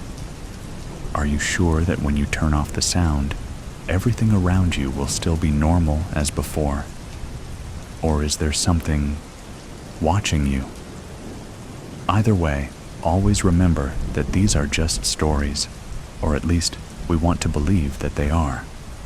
If you like moments of suspense, tension, and breathlessness, don't forget to follow me so you don't miss the next stories. And next time, when you come back, make sure you are ready, because what awaits you may be even scarier than you thought. See you again if you still have the courage to continue listening.